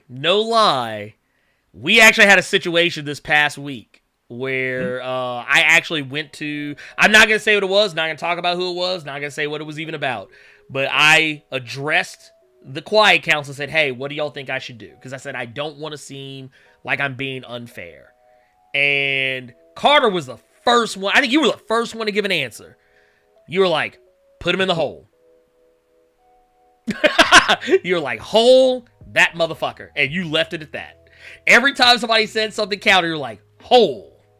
You're like, Victor Creed, that motherfucker. I was like, God damn. Dark Angel just hit the nail on the head. Carter is the mod y'all need to watch out for. Yeah, and folks thinking it's me. It's not Dark Angel. It's me. I'm quick to feed some of you motherfuckers to the lions. I'm sorry. I should not have this power, but it was bestowed upon me. All I can do is feed the tigers. That's all I can do, man. Look, wait a minute. Jenna said, wait a minute. Lex Steele, ain't no mention of Shane Diesel, Isaiah Maxwell, Wesley Pipes, Rico. God damn! Y'all are too wild this morning. Y'all are Look, I tell you what, you know what? I said that I would do this. Here, let me. I'm a, like I said, I did this last week, and I think I'm gonna do this every week. We'll do this every week. I'm gonna generate a new link. If you want to join the Discord, the link is right there. Now, bear in mind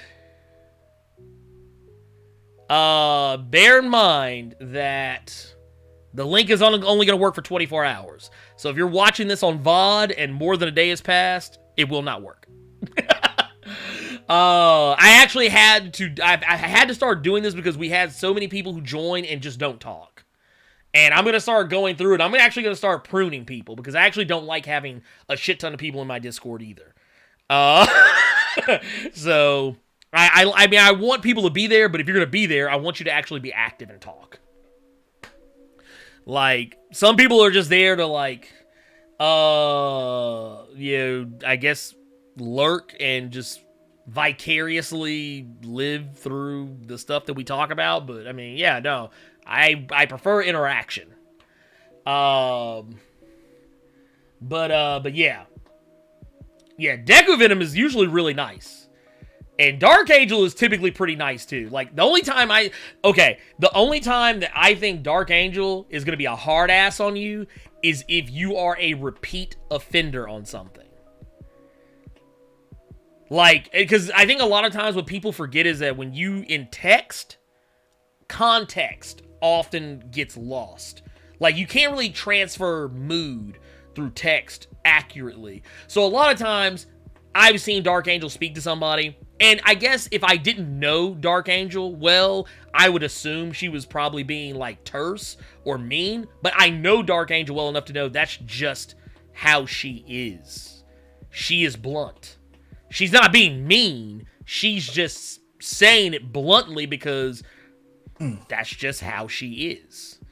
Whereas me, I'm typically really nice, but sometimes when I get on people, it may sound like I'm going into dad mode, and it might be because I kind of am. But I don't mean it dismissively. It's just like I have kids, and that's just how it's what I do. Anyway. See, you're the nice one. Dark Angel is the blunt one. Mm-hmm. Carter would much rather just hit you with a blunt weapon. Just don't act no damn fool in there. That's all I'm saying. Oh yeah. My spears are sharp and the lions are hungry. If I see it, don't get mad.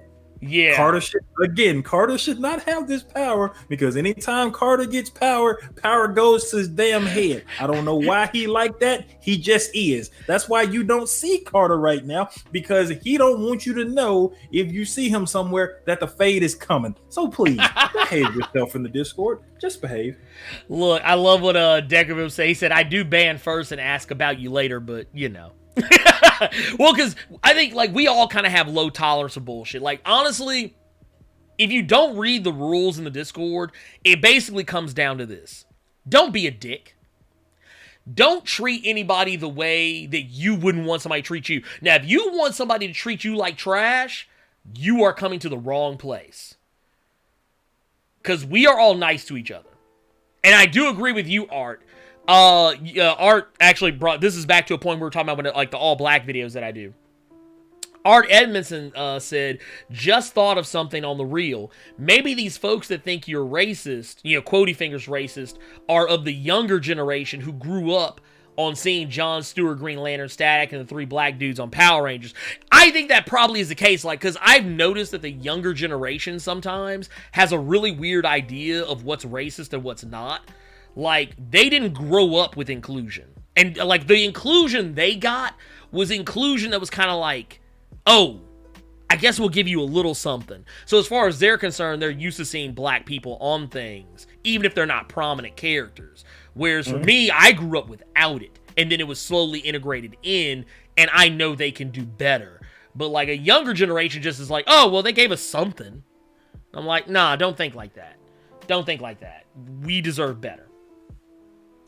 But yeah, let's see here. LJ says it's Carter the henchman with that long cowboy mustache. You know is gonna fuck you up. Hey, mustache is getting twirled right now. Look, that motherfucker gonna pull a whole ass revolver ocelot on y'all. Y'all better watch out. Oh yes, if you do join the Discord, what Dark Angel said, please introduce yourselves so I know who you are. Because I'll be honest with you. We have people who come over from when I do Twitch streams. We have people who come over when I do YouTube streams. We have people who just show up because I did a video, whatever. I want to know who people are. So especially if you have a Discord name that's different from your YouTube or Twitch name, please tell me who you are because that's how I'm gonna remember you. There's so many people in Discord, I can't keep up with everybody, but like, I'll put it to you like this. If you interact with me on any level, like on a regular basis, I'll remember who you are. Like, you can ask Mr. Brooks, you can ask Dark Angel, Deku Venom Carter. They're not really fair because they're mods. I've known them longer than most anyone that's probably in this chat right now. Gogo Cammy is also an exception because Gogo Cammy, we talk to each other outside of YouTube and Twitch. But like Losersaurus, King Vader, Mr. Brooks, Tubes the One, Art, a lot of you guys who talk to me in the Discord, I know who y'all are because y'all talk to me a lot. But if you don't talk to me, don't expect me to know who you are. Unless your name is the same on all platforms, I probably won't recognize you. So yeah, talk to me. I don't bite. I'm not scary. I know some people get nervous about talking to me because they think that, I'm going to be a dick. No, I'm not going to be a dick. Rough Rider. Rough Rider has the same name on everything except for on here, but he also talks to me a lot. So I know everybody is. Hikaru Kira. I know who Hikaru Kira is. I know who some of the newer people in Discord. Arjack. I know who Arjack is because Arjack talks a lot and posts regularly. So yeah, if you come to the Discord and you, one, don't talk, B, don't respond, 3, don't post anything, don't expect anybody to know who you are or open up a conversation with you. Just try and keep everything on brand, keep it on message. If we're talking about something, try not to come in and bring in some other non sequitur shit, because it will get skipped over. We had somebody come to the Discord very recently who thought that, I guess they got offended because I didn't respond to something they said, but they literally just posted one word in the general chat and expected somebody to respond to it. That's not how this works. So yeah, like, we want to have real conversation with people. I actually want to talk to y'all. Because I don't answer comments like I used to. When I put a video up, I answer comments for 2 hours. That's it. And I'm gone. If you don't catch me in the 2 hours, sorry. You either notification squad or you not. Because it just, there's so many hurtful, hateful things people throw at me in comments. And even though I'm pretty thick-skinned, eventually, it gets to me. I like Discord to be more of a place of positivity. You know what I'm saying?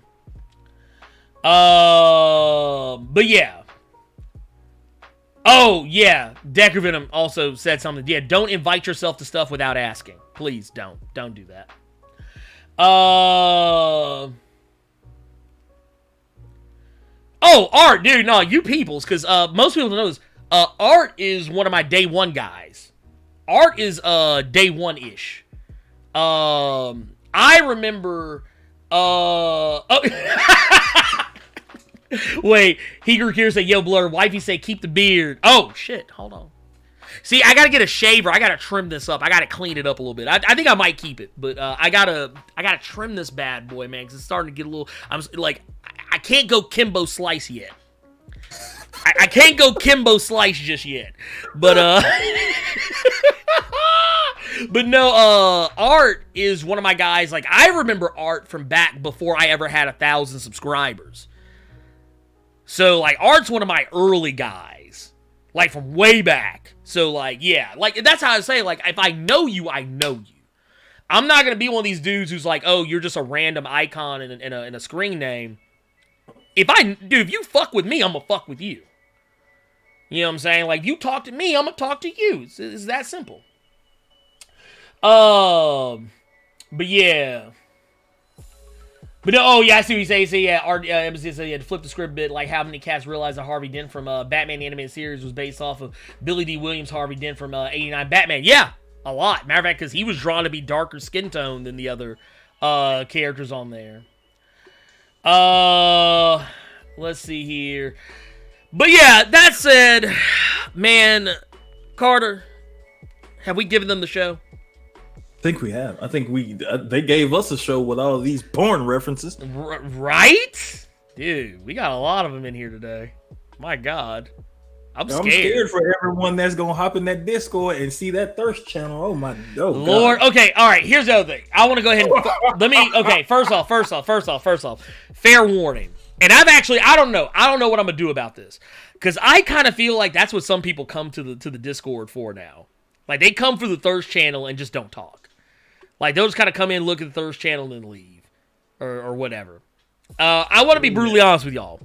We have a lot of different channels in the Discord server. We have channels where you can talk about comics, gaming, anime and tokusatsu. You can post funny videos. You can post music. You can post pictures. You can post your artwork. You can talk about wrestling. You can post if you've been cooking food, whatever. You can do shameless plugs. You can plug your content. I don't mind if you plug your content as long as you are an active, regular chatter in the Discord. Don't be one of those people who doesn't say shit in the Discord and just be throwing your shit in there.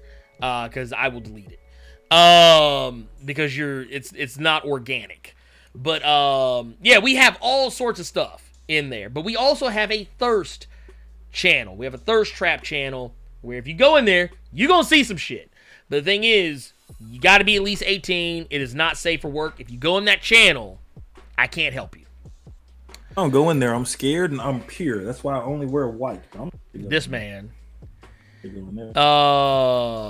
This man. Alright, so I'm going to post the link one last time. Oh, we got a super chat from Losersaurus, $5. Says, just hoping everyone's having a good day and stays blessed. Thank you for the show, Ernie and Carter. Hey, Losersaurus, thank you. Thank you for A, for that super chat. B, for being awesome. Also, being a very active member of the Discord. Let's see here. Arkham, I see you're in here. Let's see. We just got Lucio the Fourth, Tornado Jones.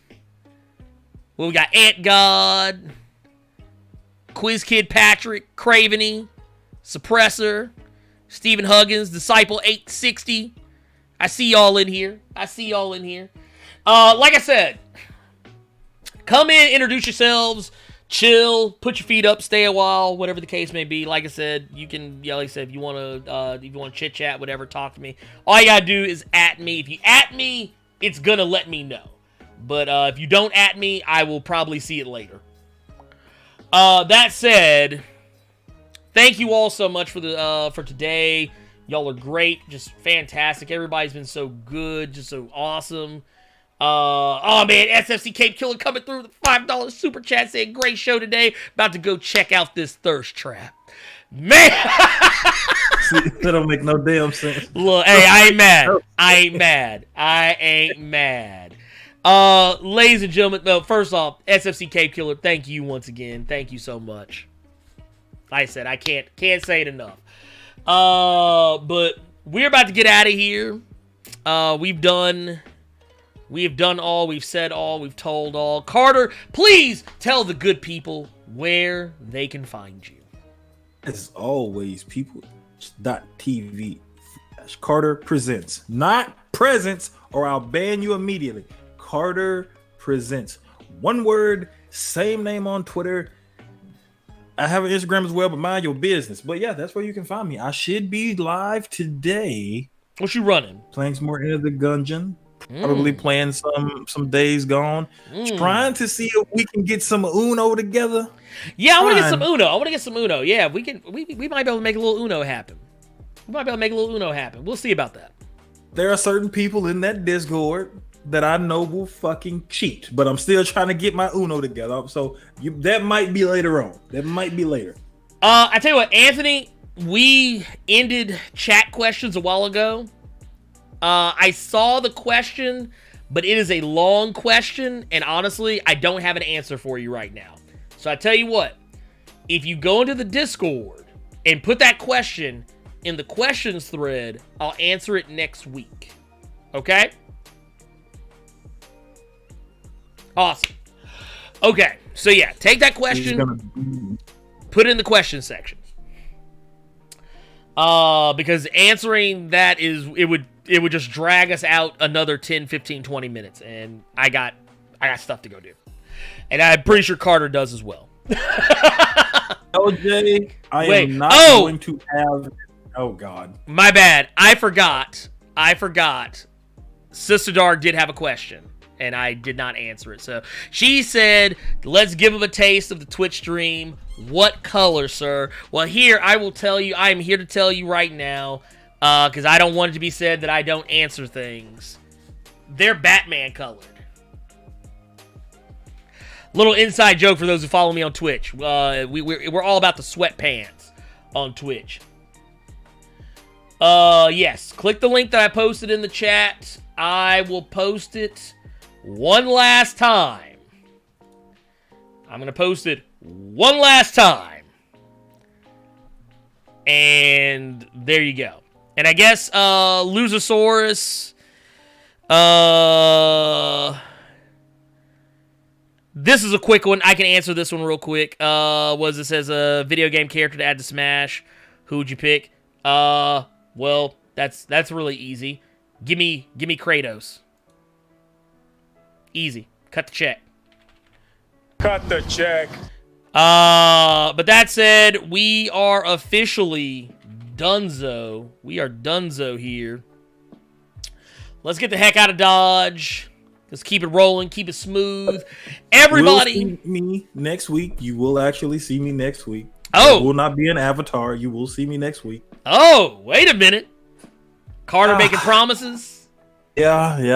Let's go ahead and do it. All right, y'all heard it. Y'all heard it here first. That said, man, y'all be excellent to each other. B plus ultra to each other. I love you all. 3,000. And I will see you all in the next video, next stream, wherever I see you after this video is over. I hope you all are great. I hope you all have a great weekend. Stay safe, stay happy, stay healthy, all that good stuff. See you all next time.